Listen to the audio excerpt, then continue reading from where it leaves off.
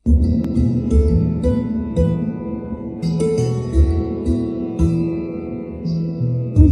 उजला सा चमन, चारों दिशा फैला अमन। मेरे देश तुझे नमन, मेरे देश तुझे नमन। 9 साल मुझे हर बार तेरे आगे झुकने का मन हुआ। जब झुका मैं तेरे आगे, तेरा होने का मुझे गर्व हुआ। दुनिया को राह दिखाता तू ही तो मेरा प्यारा है। इसीलिए तेरे आगे बार बार दिल हारा है। मेरे देश तुझे नमन, मेरे देश तुझे नमन। मैं झुका तिरंगे के आगे, मैं झुका माँ के चरणों में। मैं झुका नेताजी के आगे, मैं झुका पिता के कदमों में। समझ लीजिए ये कागज ही है, लेकिन इसकी अहमियत बहुत ज्यादा बड़ी है। भगवान के बाद अगर घर में नाम लिया जा रहा था तो सर वो आप थे। मोदी जी हमें बचा लेंगे, जो भी कर सकते हैं मोदी जी कर सकते हैं। मेरे देश तुझे नमन, मेरे देश तुझे नमन। मेरे देश तुझे नमन, मेरे देश तुझे नमन। मेरा देश ही ऐसा इकलौता जिसने दुनिया को दंग किया। मेरा देश है दुनिया का हीरा, जो दुनिया के है संग खड़ा। 250 साल तक जो हम पर राज करके गए, उनको पीछे छोड़ करके दुनिया की इकोनॉमी में आगे निकल। देश तुझे नमन, मेरे देश तुझे नमन। छोटे बड़ों का भेद नहीं, 9 साल का भारत है। अमृत काल के द्वार खड़ी देश की नई इमारत है। मेरे देश तुझे नमन, मेरे देश तुझे नमन। मेरे देश तुझे नमन, मेरे देश तुझे नमन। आज जब अमृत काल में प्रवेश कर रहे हैं, अगले 25 वर्ष हमारे देश के लिए अत्यंत महत्वपूर्ण है। मेरे देश तुझे नमन, मेरे देश तुझे नमन। मेरे देश तुझे नमन, मेरे देश तुझे नमन।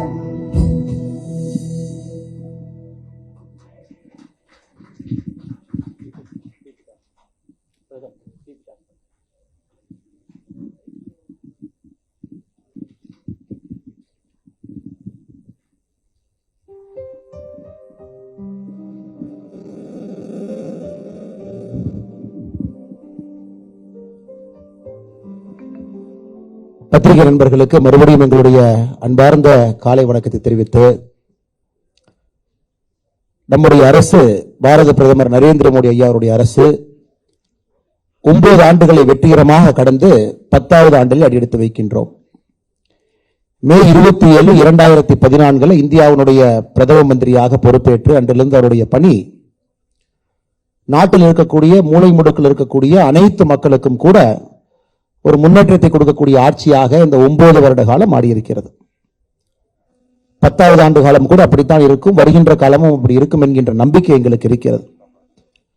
அதனால் இந்த 9 ஆண்டு காலம் நம்முடைய நல்லாட்சியை வருகின்ற 1 மாத காலம் முழுவதுமே தமிழகத்தில் பாரதிய ஜனதா கட்சி, இந்தியாவில் பாரதிய ஜனதா கட்சி அனைத்து இடத்திலும் கூட பல முக்கியமான நிகழ்ச்சிகள் மூலமாக நாங்கள் அதை கொண்டாட இருக்கின்றோம், மக்களிடம் எடுத்துச் செல்கின்றோம். இன்று இந்த நிகழ்ச்சியினுடைய ஆரம்ப கட்ட நிகழ்ச்சியாக பத்திரிகையாளர் சந்திப்பு சென்னையில் நடந்து கொண்டிருக்கிறது. அதற்கு நம்முடைய அகில இந்திய பாரதிய ஜனதா கட்சி அங்கே இருந்து நம்முடைய மினிஸ்டர் டாக்டர் ஜிதேந்திர சிங் அவர்களை தமிழகத்திற்கு இன்று அனுப்பி வைத்திருக்கின்றார்கள். டாக்டர் ஜிதேந்திர சிங் அவர்களுக்கு அறிமுகம் தேவையில்லை, காரணம் அவர் ஒரு மருத்துவர். அவருடைய மருத்துவ படிப்பு சென்னையில இங்கேதான் படித்தார். சென்னையில மருத்துவ படித்த பிறகு ஜம்மு அண்ட் காஷ்மீர்ல ஒரு ப்ரொஃபஸராக அங்கே இருந்து அதன் பிறகு நம்முடைய கட்சியில இணைந்து பணியாற்றி படிப்படியாக முக்கியமான பொறுப்புகளை அலங்கரித்துக் கொண்டிருக்கின்றார்கள். He is the Minister of State Independent Charge for Ministry of Science and Technology, Minister of State for Prime Minister's Office, Personal Public Grievance and Pension, Department of Atomic Energy, Department of Space. பல முக்கியமான துறைகளை கையில் வைத்திருப்பவர். நம்முடைய பாரத பிரதமரை மிக அருகில் இருந்து பார்க்கக்கூடிய அமைச்சர்கள், மிக முக்கியமான ஒரு அமைச்சர். தமிழ்நாட்டின் மீது, நம்முடைய தமிழ் கலாச்சாரத்தின் மீது அதிக பற்று இருக்கக்கூடிய ஒரு மனிதர். இங்க வரும்பொழுதெல்லாம் எந்த கடையில் தோசை நல்ல தோசை கிடைக்கும், நல்ல இட்லி கிடைக்கும் என்று பார்த்து பார்த்து நம்முடைய தமிழக உணர்வுகளை பார்த்து வரக்கூடிய ஒரு மனிதர். அப்படிப்பட்ட ஒருவர் இன்று 9 ஆண்டுகள் இந்த அற்புதமான நிகழ்ச்சிக்கு நீங்கள் வந்திருப்பது எங்கள் அனைவருக்கும் கூட பெருமை. அதே போல மேடையில் நம்முடைய சட்டமன்ற குழு தலைவர், மாநிலத்தினுடைய மிக முக்கியமான ஒரு தலைவர், திருநெல்வேலியினுடைய எம்எல்ஏ அண்ணன் நயினார் நாகேந்திரன் அவர்கள் இங்கு இருக்கின்றார்கள். நம்முடைய அனைத்து துணைத் தலைவர்களும் கூட இங்கு இருக்கின்றார்கள். நம்முடைய செயலாளர்கள் இங்கு இருக்கின்றார்கள், அணிப்பிரிவினுடைய தலைவர்கள் இருக்கின்றார்கள், மாவட்ட தலைவர்கள் இருக்கின்றார்கள், அமைப்பு செயலாளர், பொதுச் செயலாளர் அண்ணன் கேசவநாயம்ஜி அவர்கள் இங்கு இருக்கின்றார்கள். இந்த மீடியா, இந்த செல்லினுடைய பொறுப்பாளராக இருக்கக்கூடிய ஸ்ரீரங்கா அவர்கள் இருக்கின்றார்கள். இதனை ஒருங்கிணைக்கக்கூடிய மாநிலத்தினுடைய துணைத் தலைவர் அண்ணன் நாராயண திருப்பதி அவர்கள் இங்கு இருக்கின்றார்கள். பத்திரிகை நண்பர்களுக்கு ஒரு சிறிய காணொலியை நீங்க பார்த்தீங்க. நம்ம நாட்டினுடைய முன்னேற்றம், நாட்டினுடைய மாற்றம் கலாச்சாரத்தின் அடிப்படையில் எப்படி நடந்திருக்கிறது என்பதை ஒரு 3 நிமிட காணொலியாக பார்த்தோம். இது முடிந்த பிறகு ஒரு சின்ன ஒரு பவர் பாயிண்ட் பிரசன்டேஷன் இருக்கு. அந்த பவர் பாயிண்ட் பிரசன்டேஷன்ல மிக சுருக்கமாக இந்த நாடு 9 ஆண்டு காலத்துல எப்படி நாம் நாட்டை உள்கட்டமைப்பிலிருந்து அனைத்து விதமான துறையிலே அடிப்படையிலே மாற்றத்தை ஏற்படுத்தி இருக்கின்றோம் என்று சொல்வதற்காக இந்த பவர் பாயிண்ட்.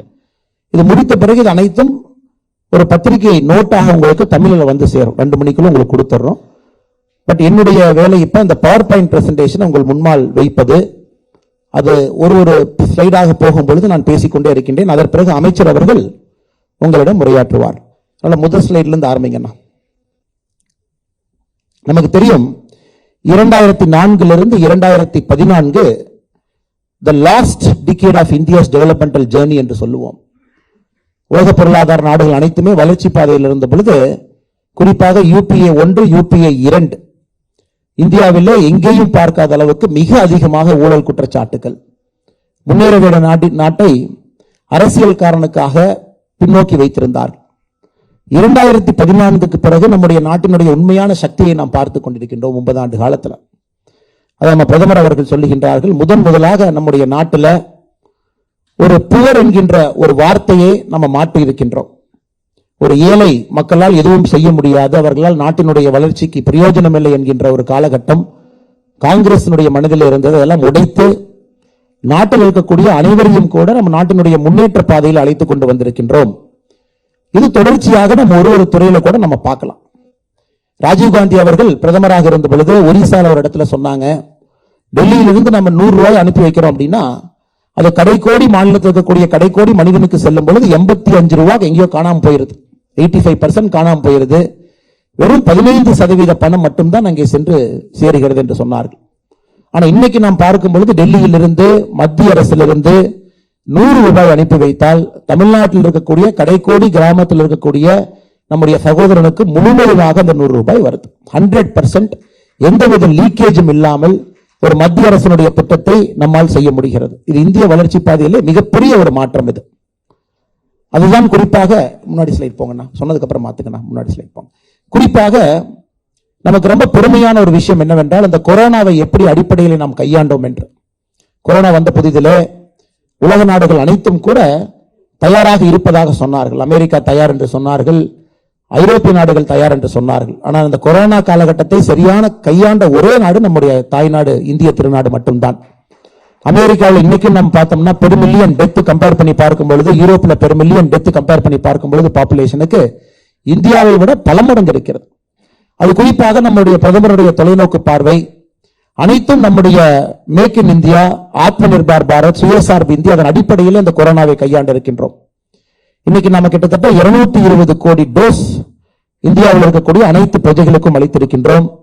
அதுவும் அந்த டோஸ் என்பது யார்கிட்டையும் போய் கையெழுத்து வாங்க வேண்டியதில்லை. நம்முடைய வீட்டு வாசலுக்கு, வீட்டுக்கு அருகில் இருக்கக்கூடிய பிரைமரி ஹெல்த் சென்டருக்கு அனுப்பி இந்தியாவில் ஒரு பெரிய கொரோனா காலகட்டத்தில் ஒரு பெரிய ஒரு சேவையை செய்திருக்கின்றோம் என்றால் நம்முடைய அரசு, நம்முடைய பாரத பிரதமர் நரேந்திர மோடி அவர்கள் செய்திருக்கின்றார்.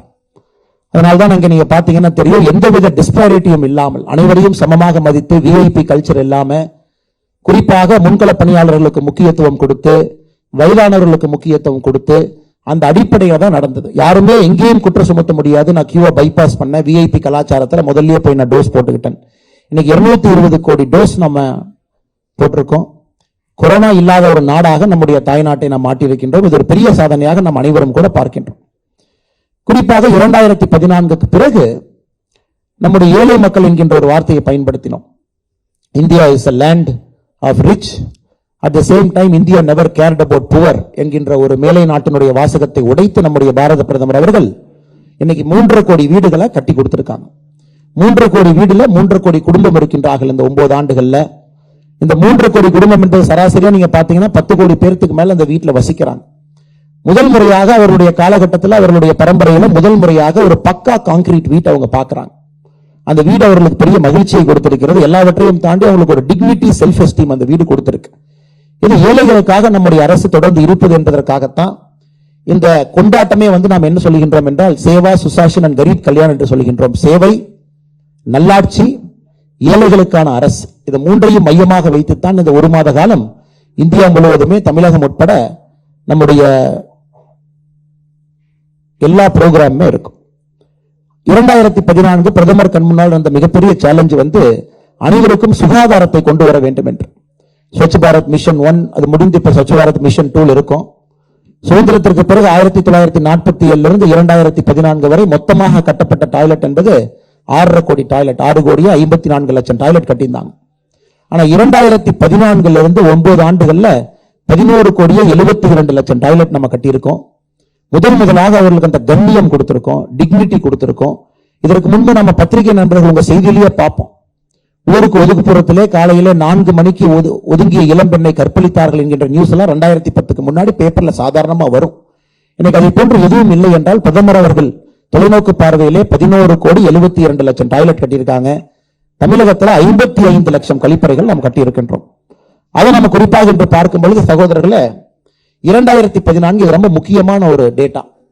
2014 அவருக்கு ஒரு சேர் போடுங்க நம்ம முன்னாடி. 2014 பிரதமர் அவர்கள் ஆட்சிக்கு வந்த பொழுது கிராமப்புறத்துல மொத்தமாக 39% கிராமப்புற வீட்டுல மட்டும்தான் கழிப்பறை வசதி இருந்துச்சு. Only 39% of rural household at toilet. இன்னைக்கு அந்த டேட்டாவை நீங்க பார்க்கலாம். 9 ஆண்டுகள்ல அது 100 என்பதை நம்முடைய காலகட்டத்தில் பார்க்கிறோம்.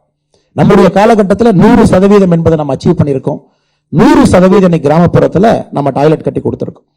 பிரதமருடைய மற்றும் ஒரு பெரிய கனவு, ஒரு குடும்பத்திற்கும் கூட குடிதண்ணீர் என்பது பைப்ல வரணும், சுகாதாரமான முறையில் குடிதண்ணீர் வர வேண்டும் என்பது பிரதமருடைய கனவு. இது பிரதமருடைய கனவு மட்டுமல்ல, கர்ம வீரர் காமராஜர் ஐயாவுடைய கனவு. அவருடைய இல்லத்திற்கு மட்டும் குடிதண்ணீர் பைப்ல வரக்கூடாது என்பதை தாயிடம் வலியுறுத்தி அந்த பைப்பை பிடுங்கி வெளியே எரிஞ்சாரு கர்ம வீரர் காமராஜர் ஐயா. இன்னைக்கு பெருமையா சொல்லலாம், 12 கோடி வீடுகளுக்கு முதலாக குடிதண்ணீர் என்பது பைப்ல போயிருக்கு. பைப்ல சுத்தமான சுகாதாரமான குடிதண்ணீர் அவர்களால் குடிக்க முடியுது. தமிழகத்தை பொறுத்த வரைக்கும் இன்னைக்கு 63% தமிழகத்தில் இருக்கக்கூடிய இல்லங்களுக்கு குடிதண்ணீர் என்பது பைப்ல நம்ம கொடுத்திருக்கோம். இது ஒரு மிக அற்புதமான ஒரு திட்டம். அனைத்து மக்களுக்கும் கூட பெரிய அளவில் மாற்றத்தை கொடுக்கக்கூடிய திட்டத்தை நாம் பார்த்து கொண்டிருக்கின்றோம். அடுத்து நம்ம பார்த்தோம் அப்படின்னா ஃப்ரீ கேஸ் கனெக்ஷன். இன்னைக்கு 9 கோடி 60 லட்சம் பேருக்கு ஃப்ரீ கேஸ் கனெக்ஷன் நம்ம கொடுத்திருக்கோம். இவர்கள் அனைவருமே முதல் தலைமுறையில முதலாக அவர்களுக்கு கேஸ் கனெக்ஷன் முதலாக கிடைக்குது. இந்த 9 கோடி 60 லட்சம் பேருக்கு கூட ரஷ்யா உக்ரைன் வாருக்கு பிறகு இன்டர்நேஷனல் கேஸ் பிரைஸ் அதிகமான பிறகு அவர்களுக்கு சப்சிடைஸ்டு சிலிண்டர் போன பட்ஜெட்ல இருந்து 200 ரூபாய் அவங்களுக்கு கிடைச்சிக்கிட்டு இருக்கு. அவர்களையும் கூட நன்றாக நம்முடைய அரசு பார்த்துக்கிட்டு இருக்கு. அது மட்டும் இல்லை சகோதர சகோதரிகளே, இந்த 9 ஆண்டுகள்ல 4 கோடியே 14 லட்சம் போகஸ் எல்பிஜி கனெக்ஷன் நம்ம க்ளோஸ் பண்ணியிருக்கோம். இது ஏழை மக்களுக்கு வர வேண்டிய எல்பிஜி கனெக்ஷன். நிறைய பேருக்கு டபுள் கனெக்ஷன், ட்ரிபிள் கனெக்ஷன் இருந்துச்சு. 9 ஆண்டுகள்ல 4 கோடியே 14 லட்சம் போகஸ் எல்பிஜி கனெக்ஷனை க்ளோஸ் பண்ணி முதலாக இந்த 9 கோடி மக்களுக்கு நம்ம எல்பிஜியை கொண்டு போய் வீட்டுல சேர்த்திருக்கோம். வருகின்ற காலம் பதில் சொல்லும். அவர்களுக்கு வரக்கூடிய நோய்கள், விறகடுப்பு சமையல் மூலமாக வரக்கூடிய நோய்கள் அனைத்தும் கூட அவர்களுக்கு விடுதலை கிடைத்திருக்கிறது. சகோதரர்களே, கொரோனா காலகட்டத்தில் இன்னைக்கு இன்டர்நேஷனல் மானிட்டரி ஃபண்ட் சொல்லுது, the rate of extreme poverty in India is below 1% என்று சொல்லுகின்றார். இந்திய நாட்டில் எக்ஸ்ட்ரீம் பாவர்ட்டி 1% கீழே கொண்டு வந்திருக்கோம்னா இன்டர்நேஷனல் மானிட்டரி ஃபண்ட் குறியீடு என்ன சொல்லுதுன்னா, அதற்கு குறிப்பாக ஏழைகளுக்கான உணவு திட்டம் பிரதமர் மோடி தான் காரணம் என்று அதிகாரப்பூர்வமான IMF அறிக்கை சொல்லுகிறது. இன்னைக்கு 80 கோடி இந்தியர்களுக்கு கொரோனா ஆரம்பித்த பிப்ரவரியிலிருந்து இன்னைக்கு வரைக்கும் நாம் அவர்களுக்கு 5 கிலோ அரிசி, கோதுமை, 1 கிலோ பருப்பு கொடுத்துக்கிட்டு இருக்கோம். இதை நாம் ஏழைகளுக்கான உணவு திட்டம் என்று சொல்லுகின்றோம். இது கொடுத்த பிறகு எல்லா இடத்தினுடைய நியூட்ரிஷன் ஸ்டேட்டஸ் அதிகமாயிருக்கு. கொரோனா காலகட்டத்தில் குறிப்பாக அடித்தட்டு மக்களுக்கு பிரச்சனை இருந்த பொழுது அதுல இருந்து நம்முடைய அரசு அவர்களை காப்பாற்றி இருக்கின்றோம். 5 லட்சம் ரூபாய் மருத்துவ காப்பீடு ஆயுஷ்மான் பாரத் பயன்படுத்தாத நபர்கள் இல்லை என்று சொல்லலாம். எல்லா இடத்துலயும் அதை பயன்படுத்துறோம். எல்லோருக்கும் அதன் மூலமாக ஒரு பெரிய மாற்றம் கிடைத்திருக்கிறது. நிறைய பிரைவேட் கவர்மெண்ட் ஹாஸ்பிட்டல்ஸ் எம்பனல் ஆயிருக்கு. எல்லா இடத்திலும் கூட பயந்து கொண்டிருந்த மக்கள், ஐயோ நம்ம சேவிங்ஸ்ல இருந்து கொடுக்கணும், பேங்க் பேலன்ஸ்ல இருந்து கொடுக்கணும் என்கின்ற பயத்திலிருந்து போக்கி எந்த விதமான பிரச்சனை ரைட் அப் டு கேன்சர் வந்து ஆயுஷ்மான் பாரத்ல ட்ரீட் பண்ண முடியும் என்கிற அளவுக்கு இந்த 9 ஆண்டுகள்ல ஆயுஷ்மான் பாரத் என்பது மக்களுடைய மனதில் ஒரு இன்றியமையாத ஒரு திட்டமாக மாறி இருக்கிறது. சானிட்டரி பேட் குறிப்பாக பெண்களுக்கு நம்ம ஊர்ல தான் முதலாக சானிட்டரி பேட ₹1 கொடுக்க முடியும் என்று கோயம்புத்தூர்காரர் ஆரம்பிச்சார். ஒரு பேர்ல இப்ப படமெல்லாம் இருக்கு. அதை பிரதமர் அவர்கள் இந்தியா முழுவதுமே கொண்டு போயிருக்கிறாங்க. சானிட்டரி பேட் என்பது ₹1 கொடுக்க முடியும் என்கின்ற நம்பிக்கையில இன்னைக்கு குறிப்பாக பெண்களுக்கு அவர்களுடைய சுகாதாரத்திற்கு நம்முடைய அரசு கூட இருக்கு. ₹1 சானிட்டரி பேடுக்கு நம்முடைய அரசு அதிகாரப்பூர்வமாக அதை இப்ப கொடுத்து கொண்டிருக்கின்றோம். பல பெண்களுக்கு இது பெரிய பயன் கிடைத்துக் கொண்டிருக்கிறது. இன்னைக்கு ஜெனரிக் மெடிசின் எந்த கடைக்கு போனாலும் கூட ஒரு இன்டர்நேஷனல் பிராண்டட் மெடிசின் அதே வருது. ஆனா நம்முடைய ஜன் ஔஷதி கேந்திரா அந்த மருத்துவ கடைக்கு மருந்து கடைக்கு போறோம். தமிழ்நாட்டில் கிட்டத்தட்ட 9,000 கடைகள் இருக்கு. இந்திய அளவில் 9,300க்கு மேல கடைகள் இருக்கு. 60% 80% குறைவாக அதே மருந்து நம்முடைய ஜன் ஔஷதி கேந்திரால கிடைக்குது. இதுல பெரிய பெனிஃபிஷியரி யாருன்னா, கண்டினியூஸா மாசம் ரொட்டீனா மாத்திரை சாப்பிடணும், வயதான பிறகு என்னுடைய பென்ஷன்ல நான் மாத்திரை வாங்கணும், மருந்து வாங்கணும் இருக்கக்கூடிய பெரியவர்களுக்கு இதுல மிகப்பெரிய ஒரு வரப்பிரசாதமாக நம்முடைய ஜன் ஔஷதி கேந்திரா இருக்கு. சென்னை உட்பட அனைத்து இடத்திலும் கூட அது பெரிய பெனிஃபிட். குறிப்பாக யூரியா 2014க்கு முன்பு யூரியா தட்டுப்பாடு என்கின்ற வார்த்தையை நம்ம பார்த்திருக்கோம். இன்னைக்கு கடந்த 9 வருட காலமாக எங்கேயும் கூட யூரியா தட்டுப்பாடு என்கின்ற வார்த்தையை நம்ம பார்க்கல. 2 லட்சம் கோடி ரூபாய்க்கு மேல யூரியா சப்சிடி நம்ம கொடுக்கிறோம், டிஏபி சப்சிடி கொடுக்கிறோம். ரஷ்யா உக்ரைன் போர் அது ஆரம்பித்த பிறகு யூரியாவினுடைய விலை 140% உயர்ந்திருக்கிறது. அந்த எல்லா இம்பாக்டையும் மத்திய அரசு ஏற்றுக்கொண்டு நம்முடைய விவசாயிகளுக்கு எந்தவித விலையேற்றம் இல்லாமல் நாம 2 லட்சம் கோடி ரூபாய் சப்சிடி கொடுத்து யூரியாவை கொடுத்துட்டு இருக்கோம். அது மட்டும் இல்ல, இன்னைக்கு 6,000 கோடி ரூபாய் PM கிசான் சம்மான் நிதியில 3 முறை 2,000 3 முறை நம்ம கொடுக்கிறோம். தமிழகத்தில் கிட்டத்தட்ட 36 லட்சம் விவசாயிகளுக்கு மேல பயன்படுறாங்க. இந்தியாவில் 11 கோடி விவசாயிகள் பயன்படுறாங்க. இது விதையிலிருந்து அனைத்துக்கும் கூட நம்முடைய மத்திய அரசு அவங்க கூட நம்ம நிக்கிறோம். இதை தாண்டி நாம் பார்க்கும் பொழுது நம்முடையது அப்பீஸ்மெண்ட் பாலிடிக்ஸ் இல்ல, இது ட்ரூ சோஷியல் ஜஸ்டிஸ். ஒரு நிஜமாலுமே ஒருத்தர் சோஷியல் ஜஸ்டிஸ் சாம்பியன் அப்படின்னு நம்ம சொல்றோம். தமிழ்நாட்டை பொறுத்தவரை இது சோஷியல் ஜஸ்டிஸ் மண், சமநீதி சமூக நீதி மண் என்று நாம் அனைவரும் பெருமையாக மார்த்தட்டிக் கொள்கின்றோம். இன்னைக்கு இந்திய அளவில் ஒரு தலைவரை சமநீதி சமூக நீதிக்கு போராடியவர் நம்ம சொன்னோம்னா அந்த பெயர் நம்முடைய பாரத பிரதமர் நரேந்திர மோடி அவர்களுக்கு மட்டும்தான் செல்ல வேண்டும். அப்பீஸ்மெண்ட் பாலிடிக்ஸ்ல இருந்த நாட்டை இன்னைக்கு சமநீதி சமூக நீதி கொண்டு வந்திருக்காங்க. ரிசர்வேஷன்ல புதிய கம்யூனிட்டியை நம்ம ஆட் பண்ணியிருக்கோம். குறிப்பாக ஓபிசி கமிஷனுக்கு கான்ஸ்டிடியூஷனல் ஸ்டேட்டஸ் நம்ம கொடுத்திருக்கோம். SC ST ஸ்டேட்டஸ் நாம விஸ்தாரப்படுத்தியிருக்கோம். தமிழ்நாட்டில் சமீபத்தில் நாம பார்த்தோம், குருவிக்காரர் நம்முடைய நரிக்கருவர் சமுதாயத்தை ST கேட்டகரிக்கு முதலாக கொடுத்து பல ஆண்டுகளாக இருந்த கோரிக்கையை பிரதமர் அவர்கள் நிறைவேற்றி இருக்கின்றார்கள். அதெல்லாம் தாண்டி பொருளாதார அடிப்படையிலே 10% எக்கனாமிக்கலி வீக்கர் செக்ஷன் அவர்களுக்கு ஹையர் எஜுகேஷன் நம்முடைய அரசு கோட்டா கொண்டு வந்திருக்கு. அதுல குறிப்பாக ஏழை மக்கள், அதாவது எக்கனாமிக் ஸ்டேட்டஸ்ல இருக்கக்கூடிய ஏழை மக்களுக்கு அதுல பெரிய பெனிஃபிட் கிடைச்சிட்டு இருக்கு. Constitutional status for backward class commission பல ஆண்டுகளாக இருந்த அந்த எதிர்பார்ப்பை நம்முடைய அரசு நாம் பூர்த்தி செய்திருக்கின்றோம். குறிப்பாக திவ்யாங் மாற்றுத்திறனாளிகள் எப்பொழுதுமே போற்றி பாதுகாக்க வேண்டிய நம்முடைய சகோதர சகோதரிகள். இன்னைக்கு அந்த கேட்டகரியை நம்ம 7லிருந்து 21 கொண்டு போயிருக்கோம். நம்முடைய அமைச்சர் டாக்டர் ஜிதேந்திர சிங் அவர்கள் மினிஸ்டர் ஃபார், நம்ம ஏற்கனவே பேசணும், IAS IPS அதிகாரிகள் நடக்கக்கூடிய அந்த தேர்வு, அந்த பரீட்சை, குறிப்பாக அந்த டிபார்ட்மெண்ட் எல்லாமே நம்முடைய அமைச்சர் கட்டுப்பாட்டுக்கு வருது. நம்முடைய அமைச்சர் பேசும்பொழுது நிச்சயமாக சொல்லுவார்கள், 7 கேட்டகரியிலிருந்து 21 கேட்டகரிக்கு நம்ம ரைஸ் பண்ணனால முதல்ல நம்முடைய மாற்றுத்திறனாளி நண்பர்களுக்கு இது உங்களுக்கு பொருந்தாது, இது நீங்க 70% டிசபிலிட்டி இருக்கணும், 60% இருக்கணும், அப்படி இருந்ததெல்லாம் உடைத்து இன்னைக்கு அது 21 கேட்டகரியை நம்ம கொண்டு வந்திருக்கோம். அதனால் மாற்றுத்திறனாளி நண்பர்களுக்கு உண்மையாலும் அவருடைய உற்ற ஒரு நண்பனாக ஒருத்தர் இருக்காருன்னா நம்முடைய பாரத பிரதமர் நரேந்திர மோடி அவர்கள். Next, progress with space. அதாவது நாம் செயல்பாடு மட்டுமல்ல, நம்முடைய செயல்பாடு மிக வேகமான செயல்பாடு, வேகத்தினுடன் நம்முடைய செயல்பாடு இருக்கு. நீங்க அதை பார்த்தீங்கன்னா உங்களுக்கு தெரியும். சுதந்திர இந்தியாவில் 1947 2014 வரை மொத்தமாக நமக்கு இருந்த விமான நிலையங்கள் என்பது 74. கடந்த 9 வருடங்கள்ல புதிதாக நாம் கட்டியிருக்கிற விமான நிலையங்கள் 74. இன்னைக்கு இந்தியாவில் 148 விமான நிலையங்கள் இருக்கு. 70 ஆண்டுகள்ல 74, 9 ஆண்டுகள் 74 நீங்க பார்க்கலாம். அதே போல நேஷனல் ஹைவே நீங்க பார்க்கலாம். 1947 இருந்து 2014 வரை மொத்தமாக இந்தியாவில் நேஷனல் ஹைவே NH லென்த்தை பார்த்தோம் அப்படின்னா 91,287 கிலோமீட்டர். 9 வருஷத்துல நம்முடைய அரசு 53,868 கிலோமீட்டர் கட்டியிருக்கும். இதுல சாதனை என்ன அப்படின்னாங்க, அந்த நேஷனல் ஹைவேயை பொறுத்தவரை 7 கிலோமீட்டர் 8 கிலோமீட்டர் சராசரியாக ஒரு நாளைக்கு NH போட்டுட்டு இருந்ததை இன்னைக்கு நாம ஒரு நாளைக்கு 40 கிலோமீட்டர் நேஷனல் ஹைவே ஒரு நாளைக்கு நம்ம போட்டுக்கிட்டு இருக்கோம். இது மிகப்பெரிய சாதனையாக நாம் பார்க்கின்றோம். இதை தாண்டி சகோதரர் வாட்டர்வேஸ் வந்து நம்முடைய ஐயா டாக்டர் அம்பேத்கர் அவருடைய கனவு. அம்பேத்கர் அவர்கள் வைஸ்ராய் கவுன்சில் ஒரு மெம்பராக இருந்து குறிப்பாக நம்முடைய நீர்வழி பாதைகளை பற்றி அம்பேத்கர் அவர்களுக்கு மிகப்பெரிய அறிவு இருந்துச்சு. அதை காங்கிரஸ் கட்சி சரியாக பயன்படுத்தவில்லை. அம்பேத்கருடைய ஆசை வந்து இந்தியாவுடைய நீர்வழி பாதைகளை முறையாக பயன்படுத்தி நாட்டினுடைய வளர்ச்சிக்கு ஆறுகளை முறையாக பயன்படுத்த வேண்டும் என்று. ஸோ அந்த வாட்டர்வேஸ் என்கின்ற மனசே நமக்கு இல்லை. 2014 வரை நம்ம பார்க்கலாம், இந்தியாவில் வாட்டர்வேஸ் 0. இன்னைக்கு 111 தடங்கள் இருக்கிறது. 111 தடங்கள் இந்தியாவில் இருக்கு. அதில் கண்டெய்னர் ஷிப்ஸ் இருக்கு. மிகப்பெரிய அளவில் நம்ம கூட்ஸை டிரான்ஸ்போர்ட் பண்றோம் உள்நாட்டுக்குள்ள. அதை தாண்டி வேர்ல்டு கிளாஸ் ட்ரெயின் நம்ம எல்லாருக்கும் கூட பெரிய கனவு, இந்தியாவுக்குள்ள வேர்ல்டு கிளாஸ் ட்ரெயின் நமக்கு வரணும். அதுவும் அஃபோர்டபுள் காஸ்ட் வரணும். நேற்று நம்முடைய முதலமைச்சர் அவர்கள் புல்லட் ட்ரெயின் ஜப்பான் போயிருக்காங்க. ஆனால் புல்லட் ட்ரெயின் ஜப்பான்ல ஒரு சாதாரண மனிதன் போக முடியாது. முதலமைச்சர் அவர்கள் அந்த புல்லட் ட்ரெயினுடைய டிக்கெட் ரேட்டை போடல.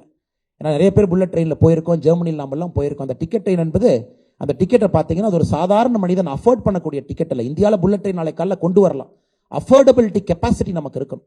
ஆனால் இன்னைக்கு வந்தே பாரத் எக்ஸ்பிரஸ் வந்து அஃபோர்டபிள் கெப்பாசிட்டி. ஒரு சாதாரண ஏழை குடும்பத்தில் சாதாரண நடுத்தர மக்கள் இன்னைக்கு வந்தே பாரத் வந்து 4 months advance booking. Coimbatore to Chennai அடுத்த 4 மாதங்களுக்கு டிக்கெட் இல்லை. அட்வான்ஸ் புக்கிங்கில் போயிட்டு இருக்கு. வந்தே பாரத் ஏறி பார்க்கணும், போய் பார்க்கணும், எக்ஸ்பீரியன்ஸ் பண்ணணும், அந்த 360 டிகிரி ரொட்டேட்டிங் சேரை பார்க்கணும், அந்த விஸ்தா டோமை பார்க்கணும். அப்படிங்கிற அளவுக்கு வந்தே பாரத் என்பது மக்களுடைய மனதில் போயிருக்கு. 2014 வரை நம்ம ட்ரெயின்ல எந்த விதமான முன்னேற்றமும் பண்ணல. ஆனால் இன்னைக்கு 9 வருஷத்துல 20 வந்தே பாரத் ட்ரெயின்ஸ் எக்ஸ்பிரஸ் நாம் உருவாக்கி இருக்கோம். பிரதமருக்கு முக்கியமாக நன்றி சொல்ல வேண்டும். எல்லா மாநிலத்திற்கும் ஒரு வந்தே பாரத் இல்லை. தமிழகத்தை பொறுத்தவரை கோயம்புத்தூர் சென்னை இரண்டுக்கும் ஒரு வந்தே பாரத், மைசூர் பெங்களூர்ல இருந்து சென்னைக்கு வரக்கூடிய இன்டர்ஸ்டேட் வந்தே பாரத் ஒன்று 2 வந்தே பாரத் பிரதமர் அவர்கள் தமிழக மக்களுக்கு கொடுத்திருக்கின்றார்கள். இந்த நேரத்தில் நாம் அனைவரும் பிரதமருக்கு நன்றி சொல்வதற்கு நாம் கடமைப்பட்டிருக்கின்றோம். மெட்ரோ என்பதுதான் ஒரு சிட்டியினுடைய கன்ஜெக்ஷனை குறைக்கும். கன்ஜெக்ஷன் குறையும் பொழுது மக்களுடைய நேரம் என்பது ஆக்கப்பூர்வமான விஷயங்களுக்கு போகும். ஒரு டிராபிக் ஜாம்ல மாட்டி 3 பஸ் மாறி போறது எல்லாம் உடைத்து 2014 வரை மெட்ரோ என்பது 5 மாநகரத்தில் மட்டும்தான் இருந்துச்சு. கடந்த 9 வருஷத்துல புதிதாக மெட்ரோவை 15 மாநகரத்துக்கு கொண்டு போயிருக்கும். எனக்கு 20 மாநகரத்தில் இந்தியாவில் மெட்ரோ இருக்கு. அதுல 15 மாநகரம் என்பது நாம் ஆட்சிக்கு வந்த பிறகு இந்த 9 வருஷத்துல நம்ம செஞ்சிருக்கோம். All India institute of medical science தமிழகத்தினுடைய எய்ம்ஸ் மதுரை 2026 பிப்ரவரி மார்ச்ல கம்ப்ளீஷன் பண்ணி மக்களுடைய பயன்பாட்டுக்கு வர இருக்கு. 2014 வரை 7 எய்ம்ஸ் இருந்துச்சு. 9 ஆண்டுகள்ல 15 புதிய மருத்துவ கல்லூரிகள் எய்ம்ஸ் கல்லூரிகள் உருவாக்கப்பட்டிருக்கிறது. மெடிக்கல் காலேஜ் சார் வந்து டாக்டர் சாருக்கு தெரியும். 2014 வரை 641 மருத்துவக் கல்லூரி. 9 ஆண்டுகள்ல அதை நாம இரட்டிப்பு பண்ணியிருக்கோம். இன்னைக்கு 700 புதிய மருத்துவக் கல்லூரிகள் நம்ம கொடுத்திருக்கோம். எங்களுக்கு சிறிய வருத்தம் தான், பிரதமர் அவர்கள் ஒரு கொடுகையாக நாட்டு மக்களுக்கு தேடி தேடி மருத்துவக் கல்லூரி கொடுக்குறாங்க. தமிழகத்துக்கு ஒரே நேரத்தில் 11 கொடுத்தாங்க. ஆனால் சின்ன சின்ன விஷயங்களை கூட மாநில அரசு செய்யாம இன்னைக்கு தமிழகத்தில் 3 மருத்துவக் கல்லூரியினுடைய ஸ்டேட்டஸ் ரத்து செய்யப்படக்கூடிய நிலைமையில் இருப்பது எங்களுக்கு ஒரு வருத்தம் தான். The state government of Tamil Nadu hasn't followed certain conditions for our medical college. Whatever our PM sir has gifted to Tamil Nadu 11 medical college, 3 medical colleges are on the verge of closure, sir. அதே போல மருத்துவ சீட்டுகளை பார்க்கும் பொழுது 2014 வரை 82,466 பேர் மருத்துவம் படிச்சாங்க. ஆனால் அந்த 9 வருஷத்துல புதிதாக 69,663 மருத்துவர்களை உருவாக்கியிருக்கோம். அதாவது நம்மை பொறுத்தவரை எல்லோரும் மருத்துவர் ஆகலாம் என்கின்ற வாய்ப்பை உருவாக்குவதற்கு 2 விஷயங்களை செஞ்சிருக்கும். Merit based plus social justice based, இரண்டும் சேர்ந்து நீட் மூலமாக மருத்துவம். 2வது காலேஜஸ்னுடைய அடிப்படை தன்மையை அதிகரித்து சீட்டினுடைய கெப்பாசிட்டி அதிகரித்து அவர்களுக்கு நிறைய சீட்ஸ் கிடைக்கிறது. இரண்டையும் நம்முடைய அரசு ஒரே சேர செஞ்சிருக்கும். ஐஐடி 2014 வரை 16 ஐஐடி, புதிதாக 7 ஐஐடி உருவாக்கி இருக்கின்றோம். ஐஐஎம் 2014 வரை 13, புதிதாக 7 உருவாக்கி இருக்கின்றோம். யூனிவர்சிட்டி பல்கலைக்கழகத்தை பொறுத்தவரை 2014 வரை 723, புதிதாக 390 பல்கலைக்கழகத்தை உருவாக்கி இருக்கின்றோம். இது மிக முக்கியமான ஒரு திட்டத்தை நம்முடைய பிரதமர் அவர்கள் கையில் எடுத்திருக்கின்றார்கள். இப்ப யூரியா என்பது ஒரு பாட்டில். முதல்ல யூரியா என்பது மூட்டையில் நாம் எடுத்துட்டு வருவோம். கடைக்கு போய் நின்று மூட்டை எடுத்து அதை தோளில் சுமந்து கொண்டு வருவோம். இன்னைக்கு பிரதமரை பொறுத்தவரை, முன்னாடி ஸ்லைடுக்கு போங்கண்ணா, பிரதமரை பொறுத்தவரை இன்னைக்கு லிக்விட் நானோ யூரியா பிளான்ட் என்கின்ற ஒரு சர்வதேச தரத்தில் உலகத்தில் முக்காவாசி நாட்டில் இல்லாத டெக்னாலஜி நம்ம கொண்டு வந்து நானோ யூரியா, ஒரு பாட்டிலில் நீங்கள் யூரியா எடுத்துட்டு வரலாம். ஒரு மூட்டை யூரியா இப்போ ஒரு பாட்டில் யூரியா அளவுக்கு குவான்டிட்டியை நம்ம குறைச்சிருக்கோம். அதை விட அதிகமான வீரியத்தன்மை இருக்கக்கூடிய வேர்ல்ட்ஸ் ஃபர்ஸ்ட் லிக்விட் நானோ யூரியா பிளான்ட் நம்ம போட்டிருக்கோம். இது வந்து விவசாய பெருமக்களுக்கு மிகப்பெரிய ஒரு மாற்றத்தை கொடுக்கக்கூடிய திட்டத்தை கொண்டு வந்திருக்கின்றோம். அடுத்து நம்ம பார்த்தோம் அப்படின்னாங்க, காங்கிரஸ் ஆட்சி காலத்தில் குறிப்பாக 2004 14 வரை அவர்கள் டிலே என்று சொன்னார்கள். மோடிஜி அவர்கள் டெலிவர் என்று சொல்லுகின்றார்கள். எல்லா காரணமும் கூட ஏதோ ஒரு காரணத்திற்காக டிலே பண்ணாங்க. இன்னைக்கு சரையு கேனல் ப்ராஜெக்டாக இருக்கலாம், போகிபேல் பிரிட்ஜ், கோசி ரயில், மகாசேத்து பிரிட்ஜ், கொல்லம் பைபாஸ், இது அனைத்தும் கூட சர்வதேச அளவில் மிக பிரம்மாண்டமான உள்கட்டமைப்பு இந்தியாவிலே நம்முடைய மோடி அரசு மக்களுக்கு கட்டி அர்ப்பணித்திருக்கின்றோம். இப்ப ரயில்வே ஸ்டேஷன் நம்ம பார்க்கும் பொழுது அது வந்து ஒரு ஏர்போர்ட் அளவுக்கு நம்முடைய ரயில்வே ஸ்டேஷனை வந்து நம்ம உயர்த்தி இருக்கின்றோம். குறிப்பாக இன்னைக்கு நம்ம சில ரயில்வே ஸ்டேஷன் இந்தியாவில் பை நேம் நம்ம சொல்ல வேண்டிய கடமை நமக்கு இருக்கு. இன்னைக்கு இந்தியாவில் இருக்கக்கூடிய போபாலில் இருக்கக்கூடிய ராணி Kamalapati station, Gandhi Nagar station, மும்பையினுடைய CSMT, இதெல்லாம் வந்து உலக அளவில் இருக்கக்கூடிய ஒரு ரயில்வே ஸ்டேஷனை விட சிறந்த ரயில்வே ஸ்டேஷனாக இந்த மூன்றும் உலக தரத்தில் இன்னைக்கு நம்ம பெருமையோடு சொல்லிக்கலாம். அதே போல அகமதாபாத்தில் இருக்கக்கூடிய சபர்மதி ரயில்வே ஸ்டேஷனுக்குள்ள ஒரு மல்டி மாடல் ஹப்பாக ஒரே ரயில்வே ஸ்டேஷனுக்குள்ள ரயில்வே ட்ரெயின் வரும், மெட்ரோ வரும், வரக்கூடிய அகமதாபாத் மும்பை புல்லட் ட்ரெயின் வரும். நாம் எல்லாமே நோடல் சென்டராக ரயில்வே ஸ்டேஷனுடைய கனவு காண்கின்றோம். ஒரு ரயில்வே ஸ்டேஷன்ல எல்லா மாடல் டிரான்ஸ்போர்ட் வந்து மெர்ஜ் ஆகணும். Gandhi Nagar railway ஸ்டேஷனுக்குள்ள 5 star hotel இருக்கு. மக்கள் ரயில்வே ஸ்டேஷனுக்குள்ள உலகத்தரம் வாய்ந்த ஒரு 5 ஸ்டார் ஹோட்டல். தமிழ்நாட்டிற்கும் கூட ரயில்வே ஸ்டேஷனை துரிதப்படுத்தக்கூடிய அடுத்த கட்டத்துக்கு எடுத்து சென்ற பணிகள் இப்போது ஆரம்பித்திருக்கின்றோம். அதுவும் வேகமாக செல்லும். நிச்சயமாக வரக்கூடிய காலத்தில் நாமும் அடுத்த வருஷம் பிரஸ் மீட் நடக்கும் பொழுது பெருமையாக சொல்லுவோம், தமிழகத்திலும் கூட இந்த ரயில்வே ஸ்டேஷன் உலகத்தரத்துக்கு நாம் உயர்த்தி இருக்கின்றோம் என்று. அதே போல காஷ்மீர் வந்து நம்ம ஐயாவுடைய பிறந்த ஊர். அங்கே அவர்கள் பேராசிரியாக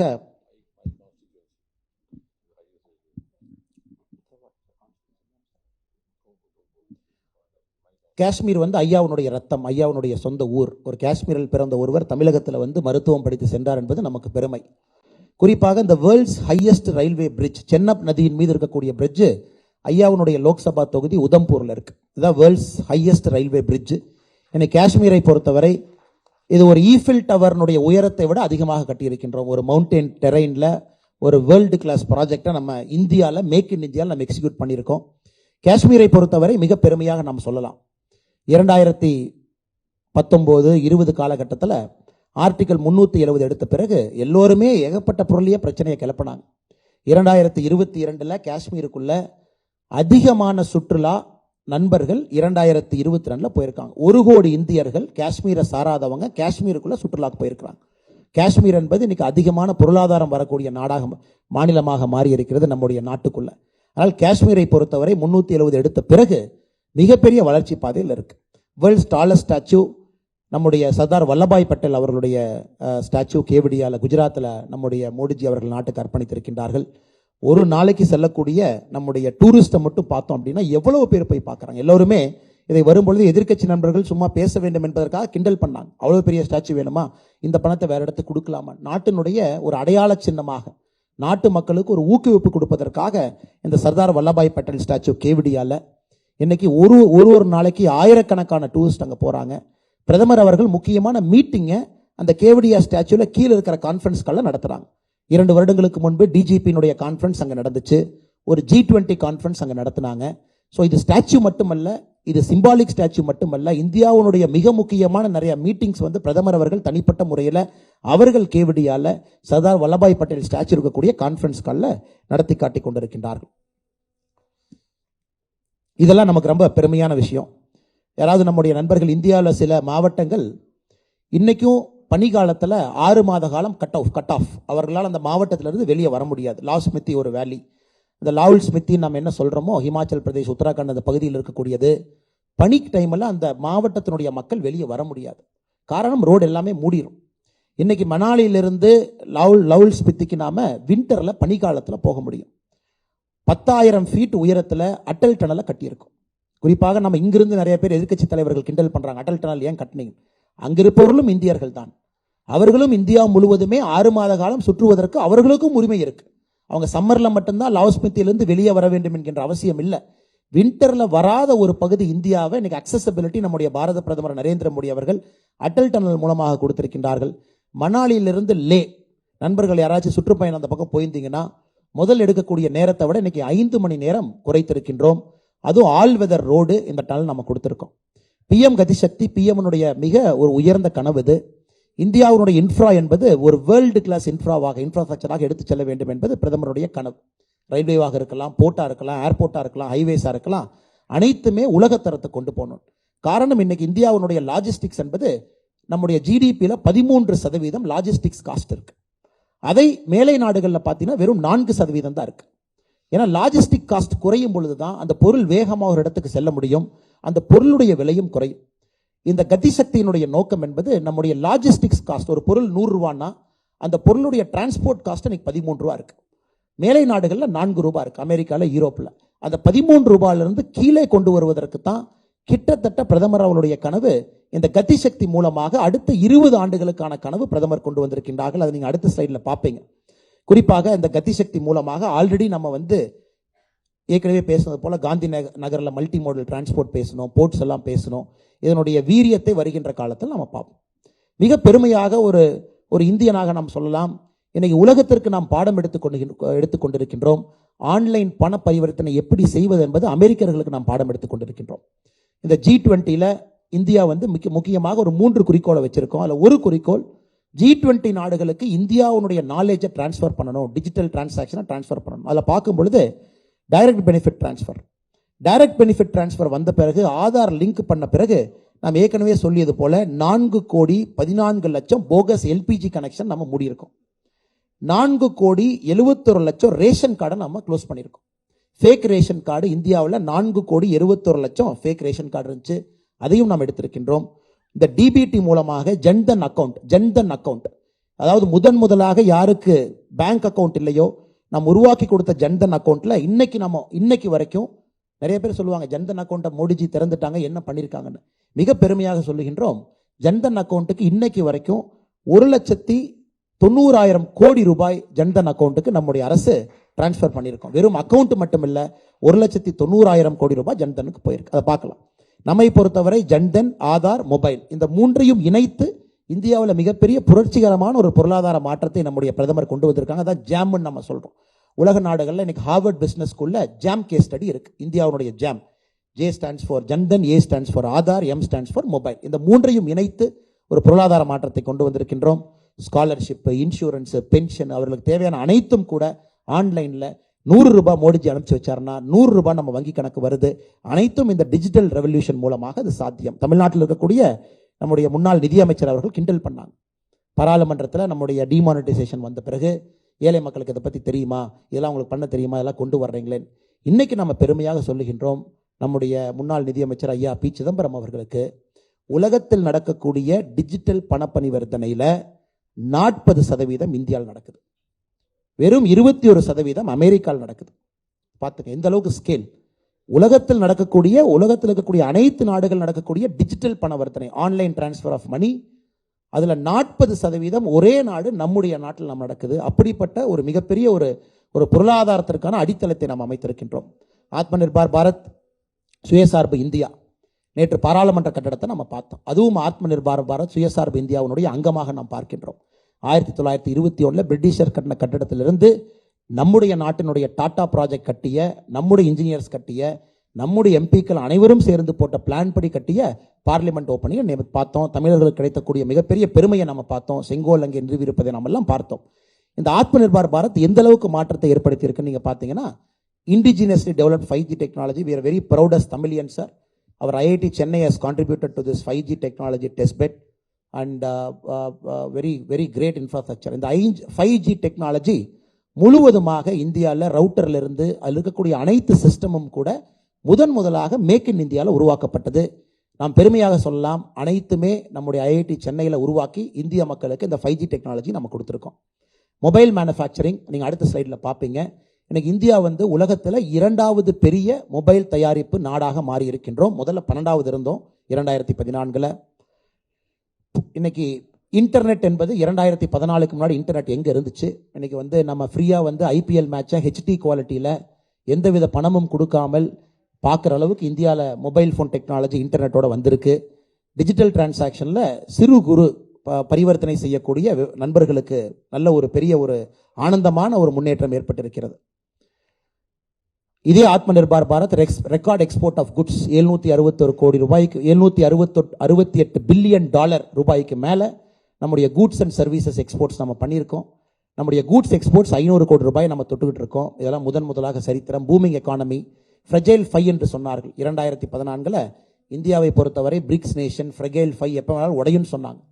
ஆனால் இன்னைக்கு 2023 அமெரிக்கனோட அதிபர் பிடன் அவர்கள் ரூம்குள்ளே வர்றாங்கன்னா எங்க மோடின்னு கல்யாணத்தில் போய் நம்ம சொந்தக்காரங்களை தொலாவற மாதிரி இன்னைக்கு பிடன் அவர்கள் வந்து நம்முடைய மோடிஜியை தொலாவறாங்க.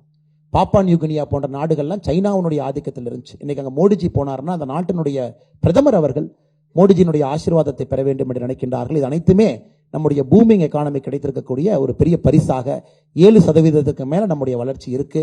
எம்ப்ளாய்மெண்ட் ஆப்பர்ச்சுனிட்டி, அனைவருக்கும் நாம வேலை வாய்ப்பை உருவாக்கி இருக்கின்றோம். ஸ்கில்லிங் இந்தியாவிலிருந்து, ஸ்டார்ட் அப் இந்தியாவிலிருந்து, ஸ்டாண்ட் அப் இந்தியாவிலிருந்து, அட்டல் டிங்கரிங் லேப்ல வரக்கூடிய இன்னோவேஷன்ல இருந்து எல்லா இடத்திலும் கூட எம்ப்ளாய்மெண்ட் ஆப்பர்ச்சுனிட்டியை பெரிய அளவில் உருவாக்கி இருக்கின்றோம். நீங்க பார்க்கலாம், குளோபல் இன்னோவேஷன் இண்டெக்ஸ் 2014 85வது இடத்திலிருந்து 46க்கு முன்னேறி இருக்கின்றோம்.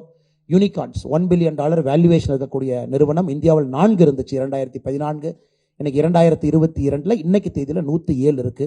வேர்ல்டு எக்கனாமி ரேங்க் 2013-14 11வது இருந்தோம். இன்னைக்கு இந்தியா 5வது பெரிய பொருளாதார நாடாக மாறி இருக்கின்றோம். இன்னும் 3 வருஷத்துல ஜப்பான், ஜெர்மனியை ஓவர்டேக் பண்ணோம்னா 2027 வரும்பொழுது 3வது பெரிய பொருளாதார நாடாக மாறுவோம். Ease of doing business rank, ease of doing பிசினஸ்ல மிக முக்கியம் என்பது கரப்ஷன். தமிழகத்திற்கும் நம்முடைய கரப்ஷனுக்கும் ஒரு ஆழ்ந்த ஒரு பந்தம் இருக்கு, நமக்கு தெரியும். 2014 142வது ரேங்க்ல நம்முடைய நாடு இருந்துச்சு. இன்னைக்கு 63வது ரேங்க்குக்கு நம்ம முன்னேறி இருக்கோம். மொபைல் மேனுஃபேக்சரிங் ஏற்கனவே சொன்னது போல 12வது நாம் இருந்தோம். இன்னைக்கு இந்தியா என்பது சைனாக்கு அப்புறம் 2வது பெரிய நாடாக மொபைல் மேனுஃபேக்சரிங். தமிழகத்திற்கும் அந்த ப்ரொடக்ஷன் லிங்க்ட் இன்சென்டிவ் ஸ்கீம்ல மிகப்பெரிய நமக்கு ஒரு வரப்பிரசாதம். ஃபாக்ஸ்கான் வந்தவுடன் ஆயிரக்கணக்கான வேலை வாய்ப்புகள் தமிழ்நாட்டுக்குள்ள உருவாக இருக்கிறது. ஆட்டோமொபைல் 2014 7வது பெரிய நாடாக இருந்தோம். இன்று 3வது பெரிய நாடாக இருக்கின்றோம் ஆட்டோமொபைல் உற்பத்தியை பொறுத்தவரை. நாம் ஏற்கனவே பேசியிருக்கோம். இன்னைக்கு யூனிகார்ன் 107 கம்பெனிஸ் $1 பில்லியன் வேல்யூவேஷனுக்கு மேல. ஆனால் அதே நேரத்தில் இன்னொரு பெருமைப்படக்கூடிய விஷயம், சின்ன சின்ன ஸ்டார்ட் அப் இன்னைக்கு 1 லட்சத்துக்கு மேலே இருக்கு. இவரெல்லாம் 5 வருஷம் கழிச்சு பெரிய பெரிய நிறுவனமாக மாறுவாங்க, 20 வருஷம் கழிச்சு பெரிய நிறுவனமாக மாறுவாங்க. இதை பார்க்கும் பொழுது நமக்கு தெரியும், 40 ஆண்டுகள் கழித்து, 4 டிகேடு கழித்து புதிய கல்விக் கொள்கை கொண்டு வந்திருக்கோம். இதில் மிக முக்கியமாக இந்த கல்விக் கொள்கையில் தாய்மொழியை மையப்படுத்தி 6ஆம் கிளாஸ் வரைக்கும் நீங்கள் படிக்கணும், 5ஆம் கிளாஸ் வரைக்கும் படிக்கணும், அதுக்கப்புறம் 3 வருஷம் நீங்கள் எக்ஸ்டெண்ட் பண்ணிக்கலாம் தேவைப்பட்டா 8ஆம் கிளாஸ் வரைக்கும். முதலாக நம்முடைய அரசு மருத்துவ கல்லூரி, மருத்துவ படிப்பு இருக்கலாம், இன்ஜினியரிங் படிப்பு இருக்கலாம், அதுவும் தமிழில் படிக்கணும்னு அமித்ஷாஜி அவர்கள், பிரதமர் அவர்கள் வலியுறுத்துறாங்க. ஆனால் தமிழ்நாட்டில் சோகமான நிலைமை என்னன்னா, இன்ஜினியரிங் கல்வி எதெல்லாம் தமிழில் இருந்துச்சோ அதையெல்லாம் மூடிட்டாங்க. ஏங்க மூடினீங்கன்னு கேட்டிங்கன்னா எனக்கு தெரியாம மூடிட்டாங்க, சாரி அப்படிங்கிறாங்க. இதெல்லாம் தமிழ்நாட்டினுடைய அரசனுடைய அவலத்தை பார்த்து கொண்டிருக்கின்றோம். இந்தியா முழுவதுமே தாய்மொழிக்கு, குறிப்பாக நம்முடைய தமிழ் மொழிக்கு பிரதமர் கொடுக்கக்கூடிய மரியாதையை தொடர்ந்து பார்த்து கொண்டிருக்கின்றோம். ஆனால் தமிழ்நாட்டில் புதிய கல்விக் கொள்கையை இப்ப இருக்கக்கூடிய அரசு ஏற்றுக்கொள்ளவில்லை என்பது இங்க இருக்கக்கூடிய 8 கோடி தமிழர்களுக்கும் ஒரு பெரிய வருத்தம் தான். அதே போல எம்ப்ளாய்மெண்ட் ஆப்பர்ச்சுனிட்டி நம்ம பார்க்குறோம். ஸ்கில்லிங் எல்லா இடத்துலையும் பார்த்தீங்கன்னா பயிற்சி முகாம் அடிப்படையில் கோடிக்கணக்கான மக்களுக்கு அது புதிய வாய்ப்பு. ஸ்போர்ட்ஸ் முதலாக விளையாட்டு என்பது சென்டர் ஆஃப் அவர் லைஃப். விளையாட்டிலே ஜொலிக்கின்றோம். ஒலிம்பிக்கில் Khelo India games, Honorable Prime Minister has awarded Kelo India Games to Tamil Nadu for 2023. அனைத்து தமிழர்களும் மிக பெருமையாக பார்க்கின்றோம். கேலோ இந்தியா கேம்ஸ் தமிழகம் இந்த 2023 நடத்தும். அதே போல அதை பார்க்கும் பொழுது நம்முடைய கலாச்சாரத்தை பிரதமர் அவர்கள் மீட்டெடுத்திருக்கின்றார்கள். அது புத்தர் வாழ்ந்த, இருந்த, போதித்த இடத்தை வந்து புத் சர்க்கியூட்டா பிரதமர் அவர்கள் கொண்டு வந்திருக்கின்றார்கள். அது குறிப்பாக பீகார், உத்தரப்பிரதேஷ், ஒரிசா அந்த பகுதி அனைத்துமே புத் சர்க்கியூட்டா மாறி இருக்கு. மத்திய பிரதேசனுடைய மகாகால் காரிடார், உஜ்ஜைன் காலபைரவர் அதனுடைய மாற்றம், சோமநாதர் ஆலயத்தினுடைய மாற்றம், கேதார்நாத் தாம் பிரதமர் அவர்கள் கொண்டு வந்திருக்கக்கூடிய மாற்றம், கர்த்தாப்பூர் சாஹிப் காரிடார், இது நமக்கு தெரியும், பாகிஸ்தான் அந்த பார்டரில் இருக்கக்கூடியது, அதையும் கூட சிறப்பாக நாம் செய்து காட்டியிருக்கின்றோம். காசி தமிழ் சங்கத்தில் நம்ம பார்த்தோம். காசி தமிழ் சங்கம் காசி போன பிறகு எப்படிப்பட்ட மாற்றம் பந்தம் இருக்குன்னு. இதுக்கப்புறம் ராம் மந்திர் தயாராக இருக்கிறது கும்பாபிஷேகத்திற்கு. அதுவும் கூட இந்தியாவினுடைய புராதன கலாச்சாரத்தை மக்களுக்கு வெளிப்படுத்தக்கூடியதாக இருக்கும். நார்த் ஈஸ்டை பொறுத்தவரை புதிய சாலைகளாக இருக்கட்டும், விமான நிலையமாக இருக்கட்டும், பிரிட்ஜஸாக இருக்கட்டும், அதுவும் ஒரு பெரிய மாற்றம் நார்த் ஈஸ்ட் கொடுத்துருக்கோம். பிரதமர் தான் நார்த் ஈஸ்ட்டை முதல்ல அஷ்டலட்சுமிங்கிற பேரில் சொன்னாங்க. நார்த் ஈஸ்ட்டை பொறுத்த வரைக்கும் இந்திய நாட்டினுடைய அஷ்டலட்சுமி அது. கலாச்சாரத்தை நாம் ஆழப்படுத்தி இருக்கின்றோம். வடகிழக்கு மாநிலங்களை பொறுத்தவரை, குறிப்பாக சுற்றுச்சூழலை பொறுத்தவரை நம்முடைய பிரதமர் மிக ஆழ்ந்த சுற்றுச்சூழல் மீது ஒரு நட்பு இருக்கக்கூடிய ஒரு மனிதர். நம்ம பார்க்குற ரெனியூவல் எனர்ஜிக்கு அவர் கொடுத்துருக்கக்கூடிய புஷ் இன்டர்நேஷனல் சோலார் அலையன்ஸ் நம்ம அதை முன்னெடுத்து சென்றிருக்கின்றோம். நாம் தான் சோலார் அலையன்ஸுடைய தலைவராக இருக்கோம். இந்தியா முழுவதுமே ரெனியூவல் எனர்ஜி கொடுத்துருக்கக்கூடிய புஷ் இருக்கலாம். அதுக்கப்புறம் COP26ல் பிரதமர் அவர்கள் முதலாக லைஃப் அப்படிங்கிறத அறிமுகப்படுத்தி லைஃப் ஸ்டைல் ஃபார் என்விரான்மெண்ட் இன்னைக்கு உலகம் முழுவதுமே பேசியிருக்கோம். நமாமி கங்கா சுத்தப்படுத்தியிருக்கோம், சீத்தாவை கொண்டு வந்திருக்கோம். பிரதமர் அவர்கள் சமீபத்தில் தமிழ்நாட்டில் வந்து he has seen Bommi, our two very eminent Tamilians who elephant caregivers whose film got an Oscar this year. We are very grateful. The Honorable Prime Minister made a visit and visited them. நம்முடைய பாதுகாப்பை பொறுத்தவரை உலகத்தில் மிக உறுதியான பாதுகாப்பான நாடுனா Israel, India. அந்த அளவுக்கு நம்ம கொண்டு வந்திருக்கோம். அந்த பிரஜைகளுக்கு வந்து இந்திய அரசு யாரையும் விட்டுக் கொடுக்காது என்கின்ற அளவுக்கு மிக பெருமையாக, கொஞ்சம் முன்னாடி போங்கன்னா மிக பெருமையாக எங்களால் சொல்ல முடியும். சர்ஜிக்கல் ஏர் ஸ்ட்ரைக் யாராக இருந்தாலும் கூட சுதந்திர இந்திய நாட்டிற்கு பிறகு தவறு செய்வர்களை நம்ம போகிறோம். 370 எடுத்திருக்கோம். அடுத்து நீங்கள் அடுத்த சைடு வாங்க. டிஃபென்ஸ் ப்ரொடக்ஷன் 1 லட்சம் கோடி ரூபாய்க்கு மேலே உள்நாட்டில் ராணுவ தளவாட உற்பத்தி, கட்டிங்கேஜ் எக்யூப்மெண்ட் வந்திருக்கு. பார்டர் ரோட்ஸ் அண்ட் பிரிட்ஜஸை நம்ம வந்து வலிமைப்படுத்தி இருக்கின்றோம். மிக முக்கியம் இது. சிரியாவிலிருந்து Libya, Yemen, Sudan, Nepal, Afghanistan, இதில் எல்லாம் இந்த வார் பிரதேசத்தில் யாரெல்லாம் மாட்டிக்கிட்டாங்களோ 20,000 இந்தியர்களுக்கு மேலே பத்திரமா கொண்டு வந்திருக்கோம். we're extremely happy sir. Many of our Tamil students who were struck in Ukraine, every single person without a scratch, the Honorable Prime Minister has brought them back to Tamil Nadu. We are eternally grateful for that sir. அதே போல 2,97,00,000 இந்தியர்களை corona காலகட்டத்தில் வந்தே பாரத் ஃப்ளைட்டில் கொண்டு வந்தோம். எல்லாமே அங்கங்கே மாட்டிக்கிட்டு இருந்த பொழுது சிறப்பு விமானங்களை பண்ணி 2,97,00,000 பேர் வெளிநாட்டில் இருந்தவங்களை கொண்டு வந்திருக்கோம். மிக பெருமையாக நம்முடைய பத்திரிகையாளர் நண்பர்கள் முன்னால் வைக்கின்றோம். கடினமாக உங்களுக்காக உழைத்திருக்கின்றோம். பிரதமர் அவர்கள் உங்களுக்காக ஒரு நாளும் கூட வளப்படுத்துவதற்கு, இந்த நாட்டை வலிமைப்படுத்துவதற்கு உங்களோடு நின்று கொண்டிருக்கின்றார்கள். பிரதமருக்கு உங்களுடைய வாழ்த்துக்கள், உங்களுடைய ஆசீர்வாதங்கள் தேவைப்படுகிறது. அந்த நேரத்தில் இதெல்லாம் அதனுடைய வெளிப்பாடு பார்க்குறோம். பாப்பாஞ்சு குனியால் அந்த பிரசிடெண்ட்டை பார்க்குறோம், ட்ரம்ப் பார்க்குறோம், நம்ம ஜோ பிடன் அவங்கள பார்க்குறோம், இங்கிலாந்துடைய ரிஷி சுனக் அவங்கள பார்க்குறோம், ஆஸ்திரேலியன் பிரீமியரை பார்க்குறோம். மோடி இஸ் த பாஸ் அப்படின்லாம் சொல்கிறதெல்லாம் நம்முடைய காதில் முதலாக நம்முடைய வாழ்க்கையில் கேட்குறோம். அதே போல் இட்டலியினுடைய பிரதான் மந்திரி ஜியார்ஜியா சொல்கிறாங்க, Modi is the most admired world leader அப்படின்லாம் சொல்கிறாங்க. அதனால் இதெல்லாம் மிக ஆழமாக இந்த கட்சி இந்திய மக்களை ஒரு படி மேலே எடுத்து சென்றிருக்கின்றோம். இந்த பிரசன்டேஷன் இதோட முடிஞ்சது.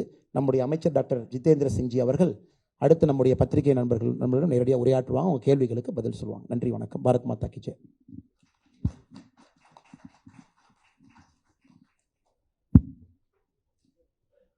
Thank you, Annamalai ji. I hope all of them can understand English at least. Most of our media friends. Na pesra, but kunjum pesra. So wherever I get stuck, Annamalai can step in. Why I asked him to make this presentation, because it was not in Tamil version, so I said in fluent Tamil, let it be there. See, for the media friends and for all of us, the party men, because now we have to go to the different parts of Tamil Nadu, also educate our karyakartas over there, about 9 years. The best way to make people realize what is the difference is to ask them to compare it with what it was before 9 years, before 2014. See, if you see a person, you say you have grown weak. As a doctor, I say you have grown weak. I would say that only if I have seen him when he was not weak. If I am seeing him for the first time and he is like that, I will not be able to make out. So many of us, including the karyakartas who have seen what it was like 2014, can go and educate people. Meanwhile, in 9 years, a new generation has come. They have not seen what it was before 2014. And every year we are also getting lakhs of new voters, 18 plus. They have grown up only in these 9 years. When Modi ji gave us a golden era, and they would believe that this is the time India always had. But somebody has to tell them, and they had to be cautioned that before 2014, it was something different. And as responsible young citizens, they have to guard against the earlier times happening again. What the earlier governments were doing, whether Congress or the alliance governments. So if you do the comparison from what you saw in the presentation, you saw the figures. Before 2014, there was such a huge desperation in the country, pessimism. In fact, on the 26th of May 2014, around 6 o'clock in the evening, when the swearing in happened of Prime Minister Modi ji, I wrote a small piece. I said, this is the beginning of a journey from pessimism to optimism. Because for so many years, India was known to be a country of scams, scandals, coal scam, this scam, that scam. And our youth were also disillusioned. They were looking forward to go abroad. Many of them want to go to stay back in India. Now see what is it? It is the other way around. Modi ji has given India an esteem, and every Indian a sense of self-esteem and self-pride. That is the basic truth. He has made us feel proud as Indians. Whether we are living in India, even then, the diaspora, Indian diaspora who are settled outside, they are also being looked up with huge respect, which they were not enjoying earlier. Sometimes they were even hesitant to give their introduction. The world has started recognizing Indians' caliber, their capacity, their potential. And as you were seeing in the presentation, even startups. We are number 3 in the world, but even in the other countries, the startup groups are preferring Indian boys and girls, which was not happening earlier. And this has happened purely because of Prime Minister Modi. If you talk only of startups, in 2014 we just had 350. You have to compare with the earlier figures, then only you realize what it means. When you say 1 lakh, okay, 1 lakh means what? But somebody has to tell you that before 2014 we had only 350. It has gone up more than 300 times. That is the achievement of 9 years. Unicorns we have 115, out of which almost 35% are women-led. This was a country which was known to be not giving women their due or giving justice to women or giving them their share. Now women are in a leadership role. In these 9 years, we have moved on from women participation to women leadership. Earlier on, you used to say increase women participation. Now women are taking the lead and men have to be participants. And the world is now looking up to India because Modi ji has emerged as the tallest leader of the world and longest serving head of government, 23 years, first as Chief Minister, now as Prime Minister. Even among the contemporary, the present heads of government across the world, you compare. So many Prime Ministers changed in UK, presidents have changed in US. And that is why all these heads of government are looking up to Modi ji. You saw in this presentation, somebody is touching his feet, somebody is embracing him, because they are looking up to him for guidance, for advice. India's status has gone up in 9 years. That is the biggest achievement. And all that has been possible because of the strategic figures which you saw in presentation. And world today is ready to be led by India. World today is ready to be led by India under Prime Minister Modi because they understand that India under Prime Minister Modi has that capability which they may not have. In this presentation, you saw vaccine. 220 vaccine doses administered. India was known as a country where people hardly have any health consciousness. Leave aside preventive health care. Even if somebody gets sick, they would not go to the hospital. There are certain economic reasons also, social reasons also, financial constraints. But usually they will just try for 3, 4, 5 days. Once you get serious, you go to the hospital. And the whole world was warning that India with 130, 140 crore people, if it is not able to control COVID, it will become a hot spot even for us. They were worried for themselves. That if it spreads all over India, they will also get affected. Later what happened? We were fully in control, and small European countries with just 50 lakh population, 500,000 population could not control. And with the motivation of Modi ji, India came out with the first DNA vaccine for COVID. And we made it available to other countries. So it has been tremendous hard work on the part of Modi ji and his team to have made India arrive where it has. That is why today, even the most advanced countries, they think, no, India has the capacity to do what we can't do. They could not produce vaccine, we produced. Similarly, space. USA, Soviet Union, they started off much earlier than us. We have our space headquarters in Bengaluru. We started very late. Today, our space technology is as equally advanced as that of USA or even more. And we are launching the satellites prepared or developed by USA and UK from Sriharikota in Andhra Pradesh. And we are also earning revenue.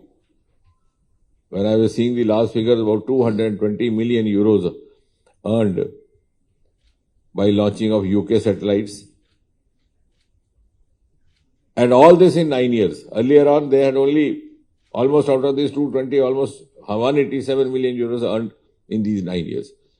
Similarly, about $56 million earned from the USA satellites. So those countries which were ahead of us are today using our facility. So when we say India has reached a pedestal, it has happened after 9 years of continuous, tireless hard work by Prime Minister Modi. And he has given India a new culture. Culture which is based on objectivity, as he was mentioning EWS or aspirational district. That also we should go and tell people. Earlier on what happened? If I became minister, I would declare my district as backward district and give it all benefits. Now it's not like that. There is a dashboard, there are 40 parameters. On the basis of it is decided which district is backward or lesser developed in terms of health education or health facility, which one in education, which one in connectivity, and then to bring it at a par with the state first district and then national first district. Everything is scientifically, objectively done. Airports from 74 to increase to 148. How? Because Modi ji ensured wherever anything is required, it should be provided. Earlier on, what happened? In the Congress time, if I became aviation minister, I'll open an airport in my village, even if there was no passenger, no aircraft. We have seen this happening. Old timers have seen this. If I became railway minister, I will introduce a train to my village. That culture is gone. If we have developed Northeast, it is because Modi ji has given a culture of justice to all, appeasement to none. Wherever it is required, it has to be given. Otherwise, they would say, what is the fun? Northeast, you will hardly get any MPs. So what is the use of attending?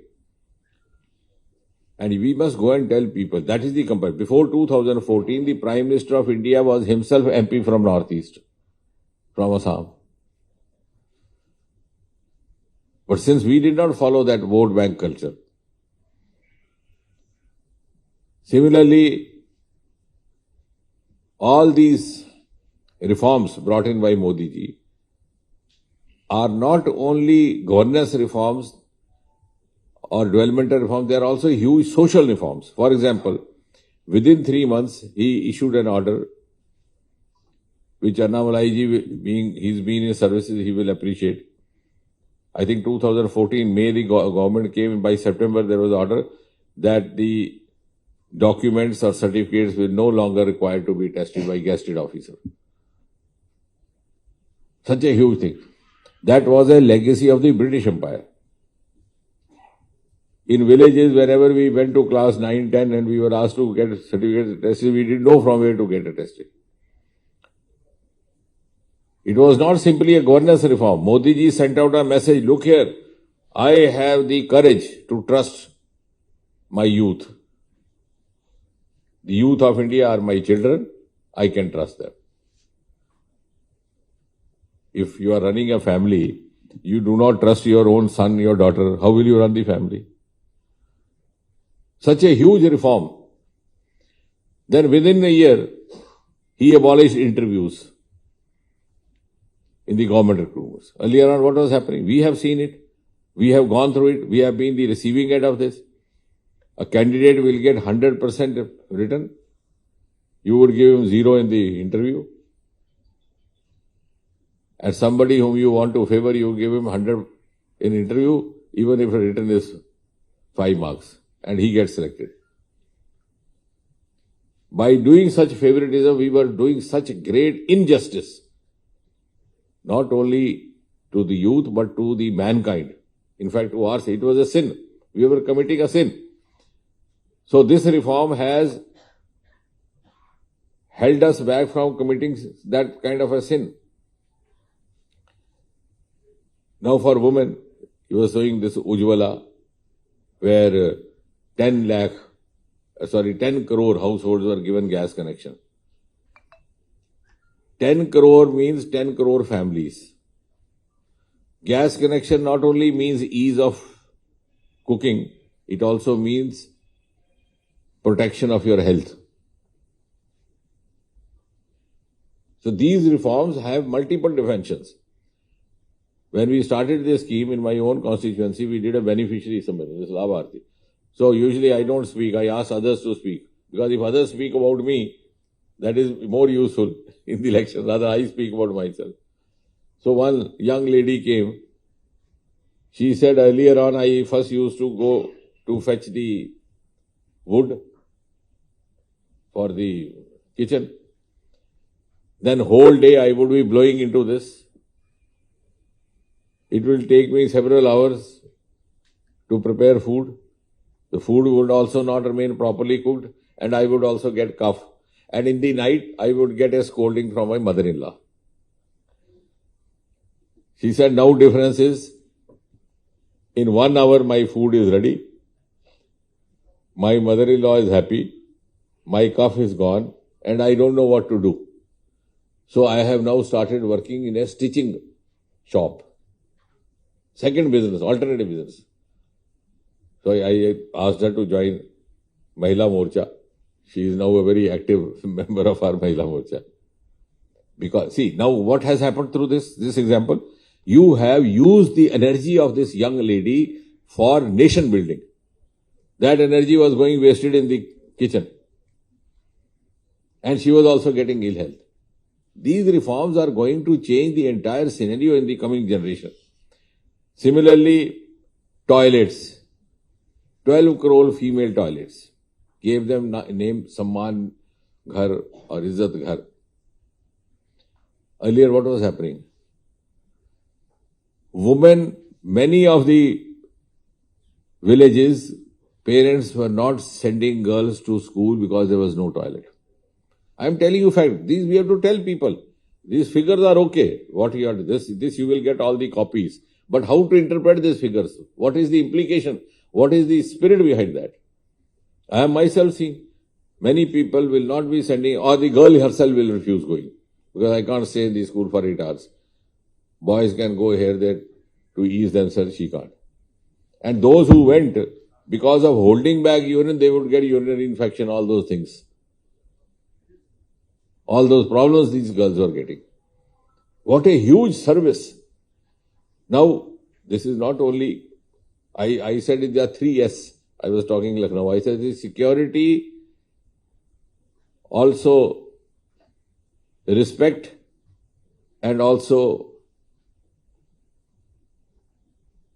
convenience. So in Hindi, you can, I said it sounds Suraksha, Samman, Suvidha. Suvidha means you gave convenience to her. Suraksha means you protected her. Otherwise, she had to go out in the field. That was also sometimes a risk in the going in the morning. I have seen villages where women used to wait till morning, and before the men folk woke up, they had to go out to the fields at a particular time. Early morning, 3 o'clock, 4 o'clock. I come from that background. We have seen those places because there was no facility. Where does a woman go? Afterwards, the day starts. They were working against the nature. So what a huge reform this has happened. That is why today you have women-led entrepreneurship. You have women-led startups.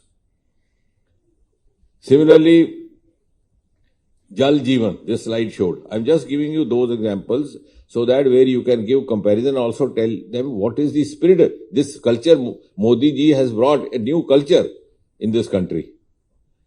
We just had, they showed now, just now, the Jal Jeevan mission, which has given us 12 crore connections, 12 crore houses, that means households. You know, before 2014, it was only 3.5 crore.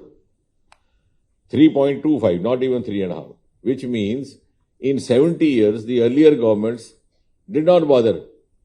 We were carrying on same practice. Go to the well, fetch water for yourself. Go to the river, get fetch. Or you go to the river and take bath there. Or go to the seaside and have a water in this salt water. This could have happened earlier also. All these things have happened. This is a quantum jump. This is a quantum jump in 9 years. That is why the world is now seeing, oh, India has come. India's moment has come. It is not that the world is a fool. The people there, they know it is a country to reckon with.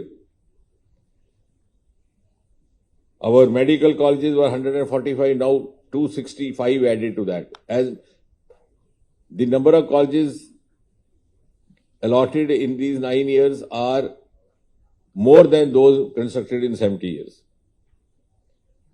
Then there are new resources discovered, the ocean resources. We have 7,500 kilometer long coastal area, including Tamil Nadu, beginning from Odisha. Nobody ever saw that side. I was telling some friends from Australia, I said, you have continent called Australia, you have island called Australia, you have country called Australia, but your ocean is not called Australian Ocean. My ocean is called Indian Ocean. Why? Because my forefathers saw there is huge wealth inside. We have not seen. We have now started this Samudrayan and deep sea mission. Prime Minister spoke on Independence Day. Deep sea mission means all that wealth lying, and India's future economy is going to be contributed from these sources which are unexplored. Similarly, in the north you have Himalayan resources. Aroma mission has started, lavender entrepreneurs. All these things we never saw. The earlier governments were working in a status quo mode. This has added value. This has given us the quantum jump. And can you imagine that even small, the other parties, all these initiatives, schemes were planned with a great degree of sensitivity. Like Mudra Yojana. Mudra Yojana is loan for unemployed youth. Now this Mudra Yojana has also so far benefited almost 5 crore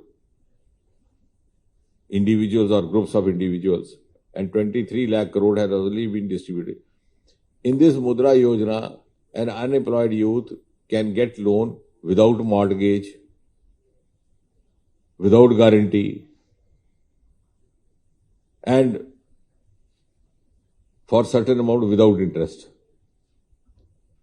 Can you ever imagine this? In this country, if you had to take a loan, you have known even most influential people, even senior officers, if they had to take a loan for a car, there would be so many formalities, finally they'll give up. Here you are virtually giving for no condition, like you are giving your child. You give him money, you don't ask him what, leave your shirt with me or leave your watch with me. Do you ask your son? So these schemes were not only schemes, they were reforms with long-term social and economic benefits. They were schemes with great degree of benefit sensitivity, and they were schemes which would give you sense of self-esteem.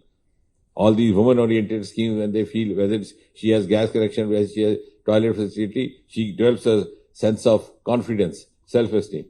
And some of the other areas which were not so popular, like for example, toys, all the toys were being imported from outside. Today, import has gone down 70% and export has gone 60%. Our children were playing with Korean toys without any connection with our culture. On the contrary, we are now exporting mobile phone chips. That is why the world is now looking up. And the last part of the presentation, which he showed, the cultural part. Earlier on, we were just celebrating some families, individuals. Now we are celebrating civilizations. You saw the program yesterday, the new parliament building, how the Tamil culture's richness was celebrated.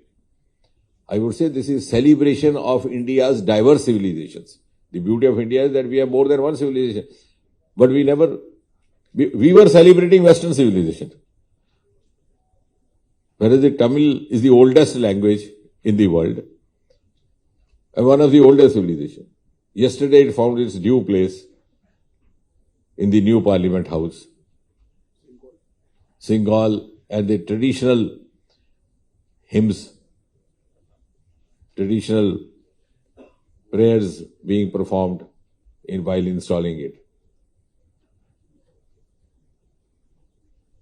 So this is now if it was earlier, they would say, no, we have nothing in Tamil Nadu, another government, leave it.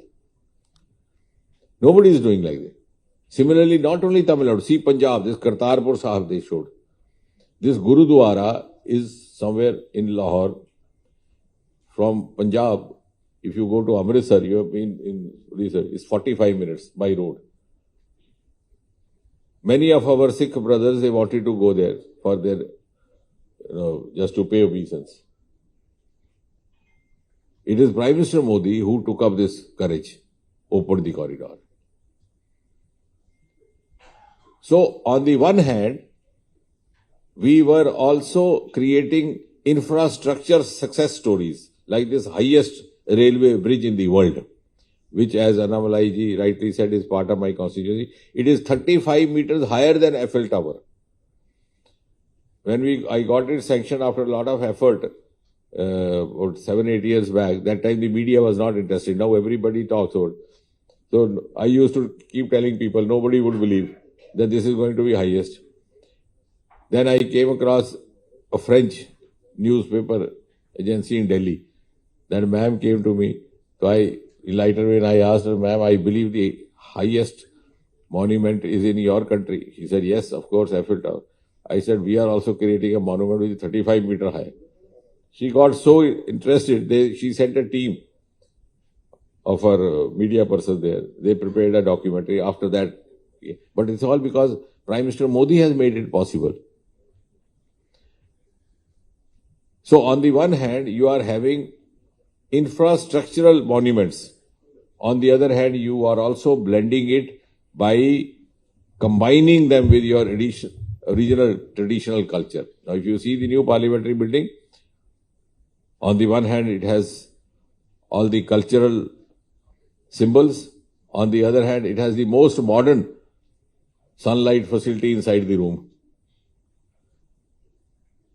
And that is why we are now ahead of the rest of the world.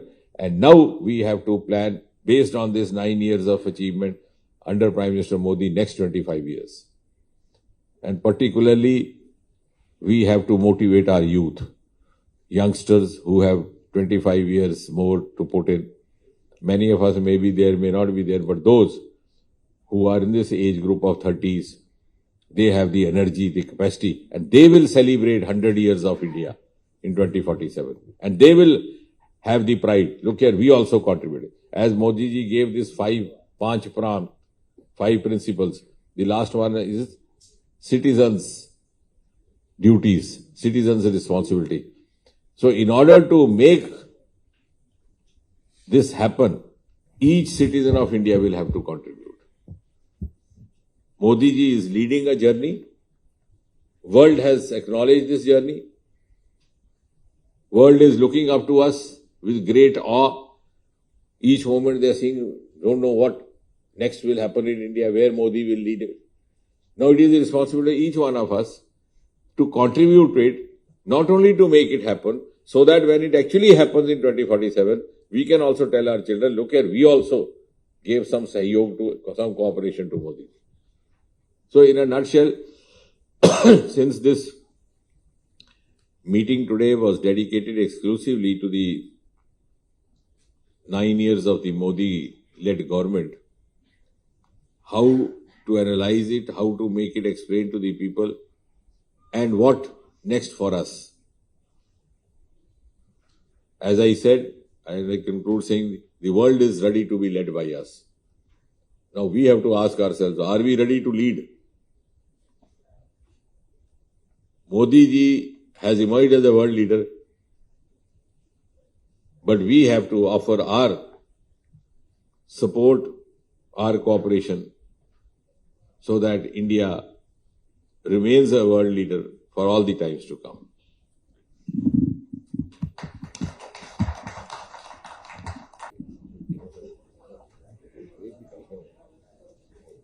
இவ்வளவு நேரம் அமைதியாக பொறுமையாக நம்முடைய கருத்துக்களை கேட்ட பத்திரிகை நண்பர்கள் நன்றியை தெரிவித்து, உங்களுடைய கேள்விகள் இருக்கும் என்றால் அதை அமைச்சர் அவர்கள் எதிர்கொள்வது தயாராக இருக்கின்றார்கள். நேரமும் கொஞ்சம் குறைவா இருக்கு, நாங்களே அதிக நேரம் எடுத்துக்கிட்டோம். அதனால் நீங்க ஒருத்தரா எந்திரிச்சு உங்க பெயரை, நிறுவனத்துடைய பெயரை அதிகப்படுத்திக்கிட்டு அமைச்சர்கிட்ட நீங்க கேள்வி கேட்கலாம். நன்றி.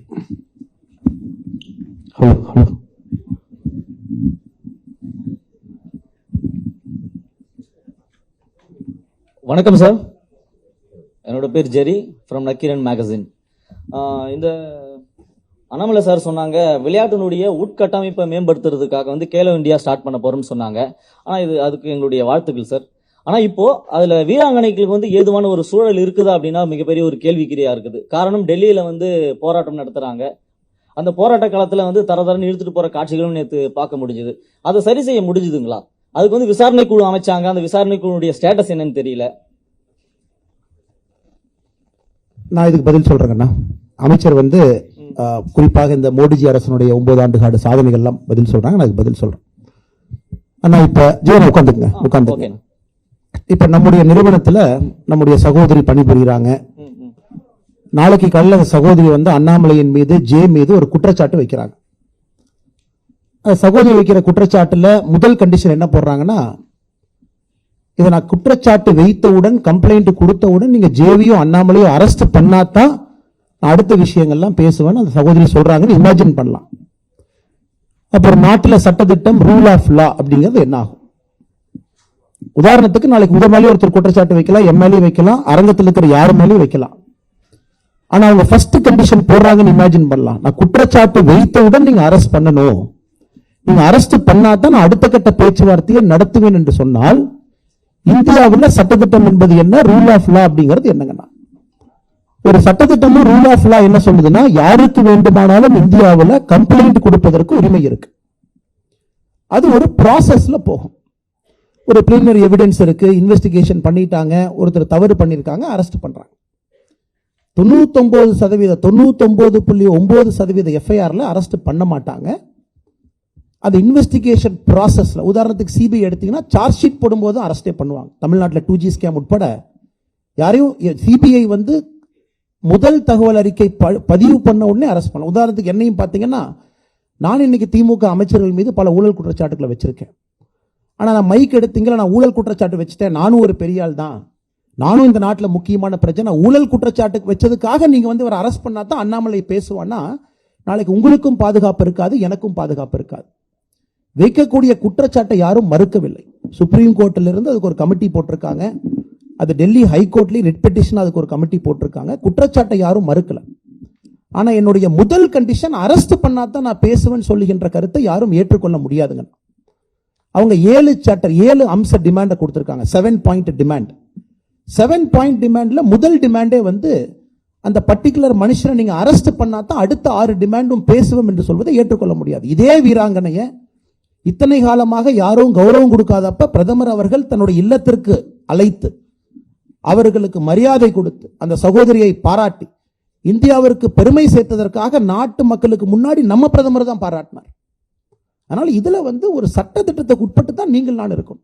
ஏன்னா நாளைக்கு இதே பிரச்சனை, ஒருத்தர் பிரஷர் போடுறாங்க, ஜந்தர் மந்தர்ல வந்து பிரஷர் போடுறாங்க, கப்பஞ்சாயத்து வர்றாங்க, கப்பஞ்சாயத்தினுடைய தலைவர் ஹரியானால இருந்து சப்போர்ட் பண்றாங்க, அவங்களால கூட்டத்தை கூட்ட முடியுதுன்னா என்னாலையும் கூட்டத்தை கூட்ட முடியும். நாளைக்கு இதே பிரச்சனை உங்களுக்கு எனக்கு வரும். நக்கீரன்ல மேல ஒரு ஆர்டிகல் எழுதுறீங்க, அல்லது நான் நக்கீரன் மேல ஒரு கேஸ் போடுறேன், நான் 10,000 பேர்த்த கொண்டு வந்து நக்கீரன் நிறுத்தங்கிறக்காக நக்கீரன் அரெஸ்ட் பண்ணக்கூடாது. பத்திரிகை சுதந்திரம்.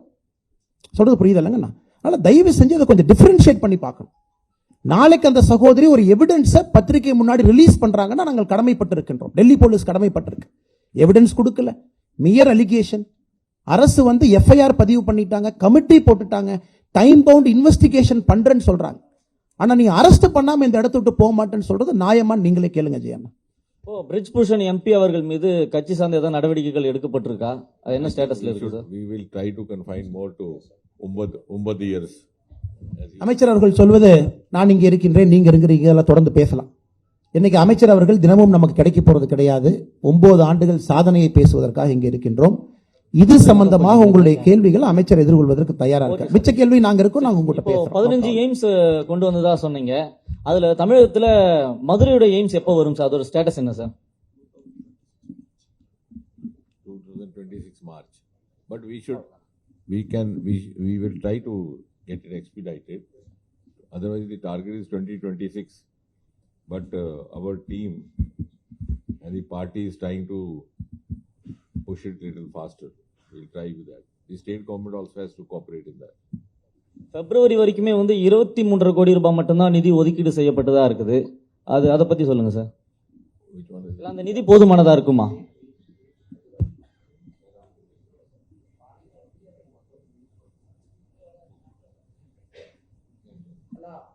நம்முடைய அமைச்சர் அவர்கள் சொல்லுவது, இன்னைக்கு வந்து எய்ம்ஸ் மதுரை கட்டி முடிக்கப்பட வேண்டிய தேதி பாராளுமன்றத்தில் நாம் அறிவித்திருப்பது 2026 பிப்ரவரி மார்ச்ல அதை முடிக்கிறோம் நம்ம சொல்லியிருக்கோம். அமைச்சர் அவர்கள் சொல்வது இன்னும் அதை எக்ஸ்பெடிட் பண்ண போறோம். அதே நேரத்தில் இன்னைக்கு உங்களுக்கு தெரியும், ஜிக்கா, ஜப்பான் கோஆபரேஷன் ஏஜென்சி எல்லாம் உள்ள இருக்காங்க. கடந்த முறை மன்சுக் மாண்டவியா நம்முடைய மருத்துவ அமைச்சர் வந்த பொழுது, what is important for them to report is that all this has happened in 9 years. Earlier there were 7 aims in India. In 70 years, 7 aims. In 9 years, 15 added. One of this is Madurai. This is what you report, please, today. Because when you're talking at 9, delay or no delay, at least you got it. I was in Haryana that day. The same thing happened. So we asked the president, what is this? You have given, in their local language, they have a proverb. To the camel, 2 small nuts. He said in his own language. ऊंट के मुंह में जीरा थी. तो our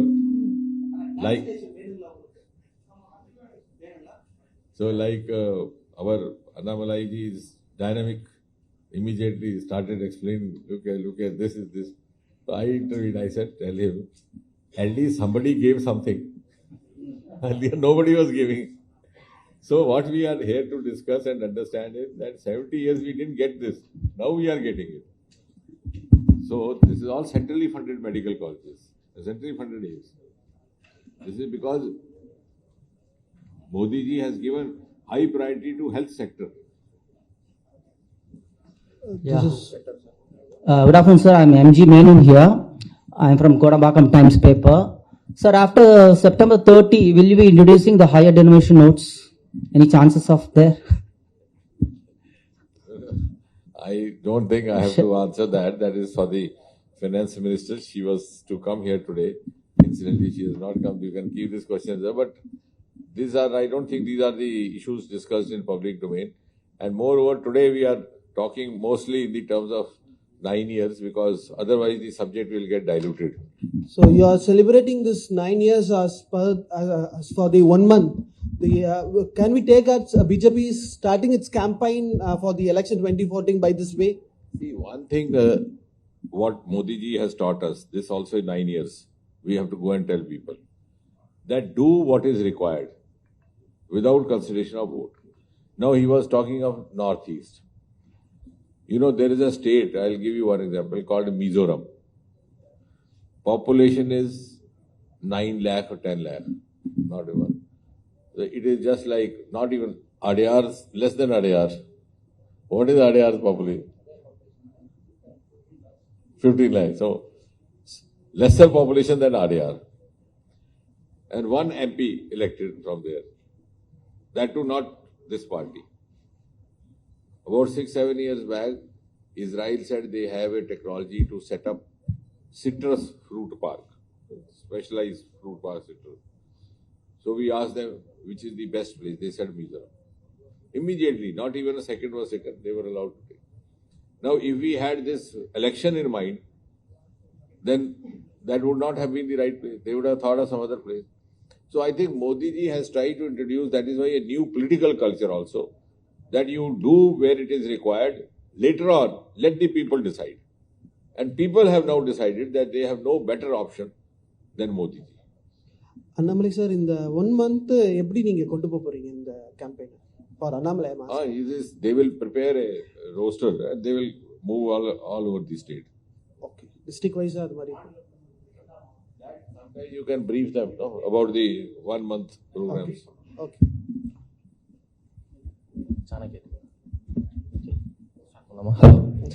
sir, Senthilkumar from Chanakya TV. Sir, கங்கையை தூய்மைப்படுத்துவதற்காக சிறப்பு திட்டத்தை செயல்படுத்துறீங்க.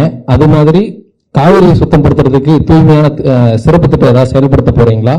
அப்புறம் ஈரோடு வந்து கேன்சர் நோய் அதிகமாக இருக்கக்கூடிய அங்க இருக்க மக்களுக்கு அதிகமாக கேன்சர் வருது. அதுக்கு ஏதாவது சிறப்பு திட்டம் ஏதாவது செயல்படுத்த போறீங்களா?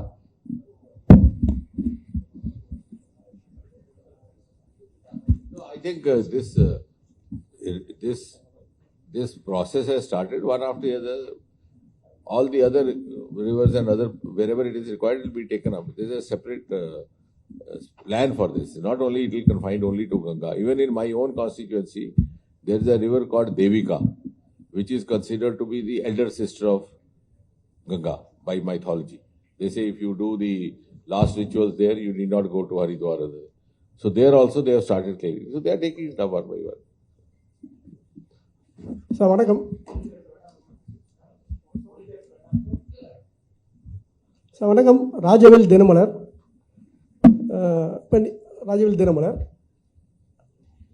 இப்போ நீங்கள் சாதனைகளை பற்றி சொன்னீங்க, 9 ஆண்டு சாதனை. அதில் வீடு தேடி செல்கிற குடிநீர் பைப் லைன் மூலமாக, அதுவும் தமிழ்நாட்டில் 63% நிறைவடைந்ததாக நீங்கள் ஒரு தகவல் சொல்கிறீங்க. ஆனால் இதுக்கு முன்னாடி வந்து நீங்கள் அதில் ஒரு குற்றச்சாட்டு வச்சுருந்தீங்க, இதை வந்து ஆய்வு பண்ணணும், நிறைய இடங்களில் வந்து இது வந்து முறையாக செயல்படலை, பைப் லைன் இருக்குது ஆனால் தண்ணி வரலை அப்படின்னு. இதே மாதிரி இந்தியா முழுவதும் இருக்குதா, இல்லை தமிழ்நாட்டில் தான் இந்த பிரச்சனை இருக்குதா? தமிழ்நாட்டில் அந்த பிரச்சனை தீர்க்கிறதுக்கு என்ன செய்ய போகிறீங்க? No, actually, see, as far as Modi ji is concerned, all these schemes have been ruled out with an extreme degree of sensitivity and humility. We are not taking any pride in this. We are not taking any credit. We are also not boasting. We are doing this because Modi ji taught us nation first. He has not taken a single day holiday, nor has any on from his team. So we are working with all humility, sincerity, and trying to provide what is required where. If at the local level it is not happening, that has to be taken differently. We will not discuss it today, but I am sure our team, led by Thiruvannamalai, will take it up in a proper way. But that is also a message to the people. Why, if a scheme has been given by the center, why it should not be effectively implemented. Sir, last few questions. Sir? Sir, here. Sir, Yadin from Times of India. Sir, Prime Minister promised that 2 crore employment, 2 crore jobs will be provided per year. But in the last 9 years, do we have any statistics of how many jobs have been provided? This is a very good question. Actually, see, Prime Minister recently made an announcement that he will be providing 10 lakh government jobs. That was about 7-8 months back. After that, this process has started Rozgar Mela. You must be seeing almost every month you are having Rozgar Mela with 40 locations which get connected with Modi ji. Then he makes a virtual address, and through the Department of Personnel Training which I am dealing, the appointment letters are issued. Next Rozgar Mela is 13th of June, like that. In that, almost 3-4 lakh are already been given. But one thing which we have to explain, I think that also is a point, otherwise because this discussion can go on whole day, which our Karyakartas also have to go and explain to people. Employment does not mean only government job. 10 lakh is okay, that he has given, plus many held up promotions. Employment outside government job is also possible and may be more attractive and more lucrative. That is also one of the lessons coming out of these 9 years of story. Now this startup, as he said, 1 lakh.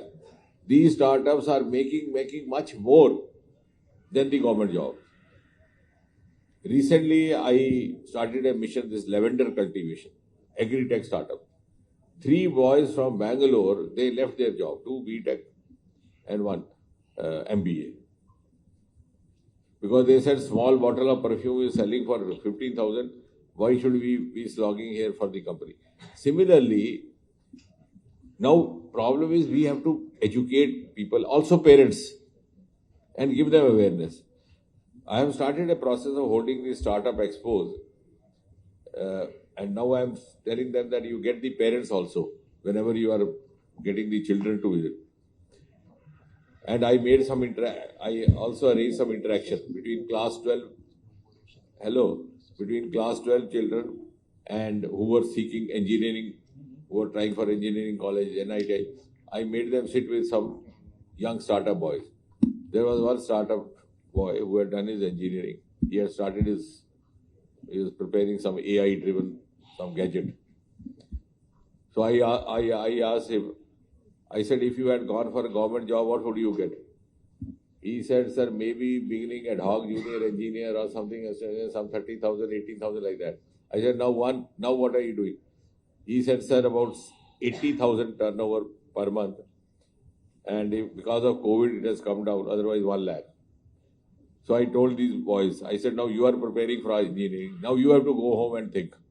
Where will you use your engineering knowledge? Here or there? So in 9 years, many other options have come up. Now we are having startups even in space in Bangalore, space center. So that we have to tell people. It is no longer confined only to government jobs. Sir, we are fine with all this, but do we have any concrete data to support it? Like, see, because our PM promised 2 crore jobs per year. Like, are there any concrete data to support it? See, that is why I am saying. Jobs does not mean only government service. You are also thinking that all of you should get assistant engineers and you should become police inspector.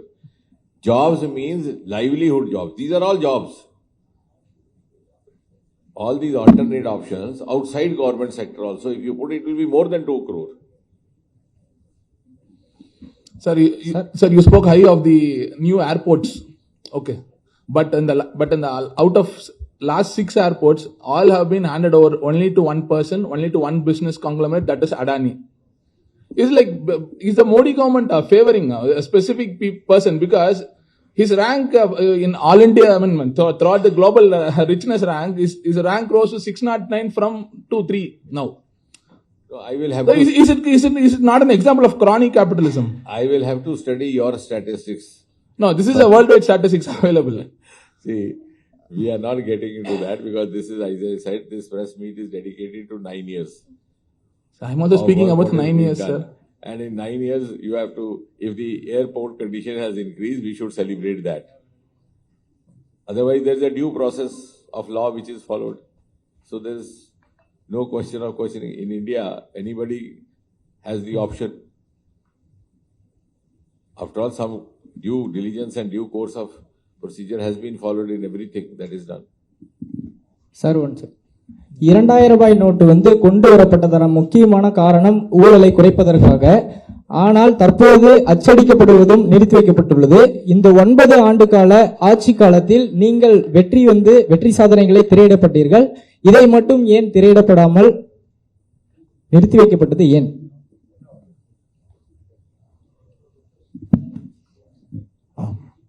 இது கடைசி கேள்வியை எடுத்துக்கிட்டு நண்பருடைய கேள்வியை கடைசி கேள்வி எடுத்துக்கலாம். அண்ணா நாம எப்போ இங்கே தான் இருக்கோம்.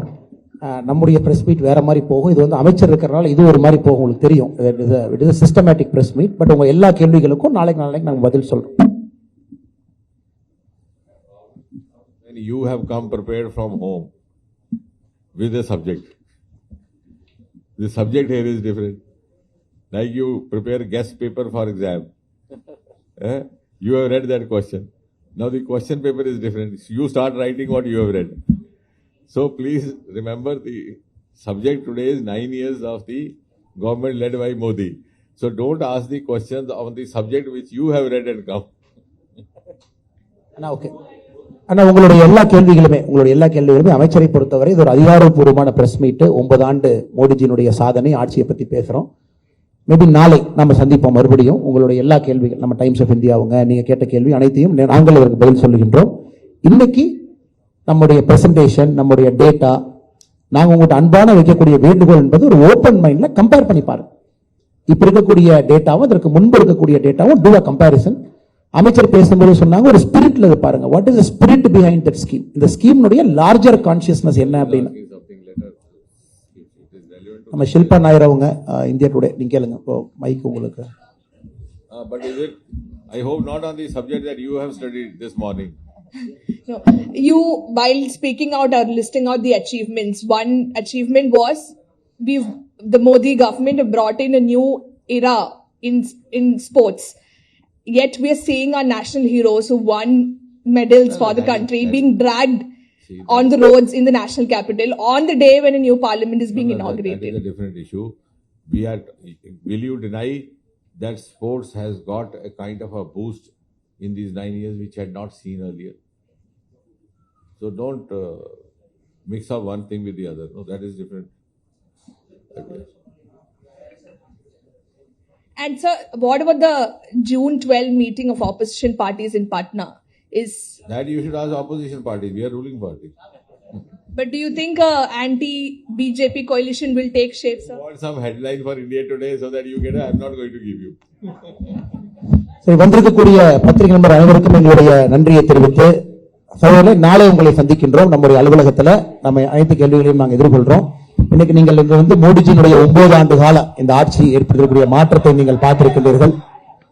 இது நீங்க வந்து தமிழகத்தில் இருக்கக்கூடிய நம்ம எல்லா சகோதர சகோதரிகளுக்கு நாம் கொடுத்திருக்கக்கூடிய டேட்டா கம்பாரிசன் 2014க்கு முன்பு என்ன, அதுக்கப்புறம் என்ன அப்படிங்கிறது எடுத்துட்டு போன அன்போடு கேட்டுக்கிறோம். நன்றி, வணக்கம். பாரத் மாதா கி ஜெய்.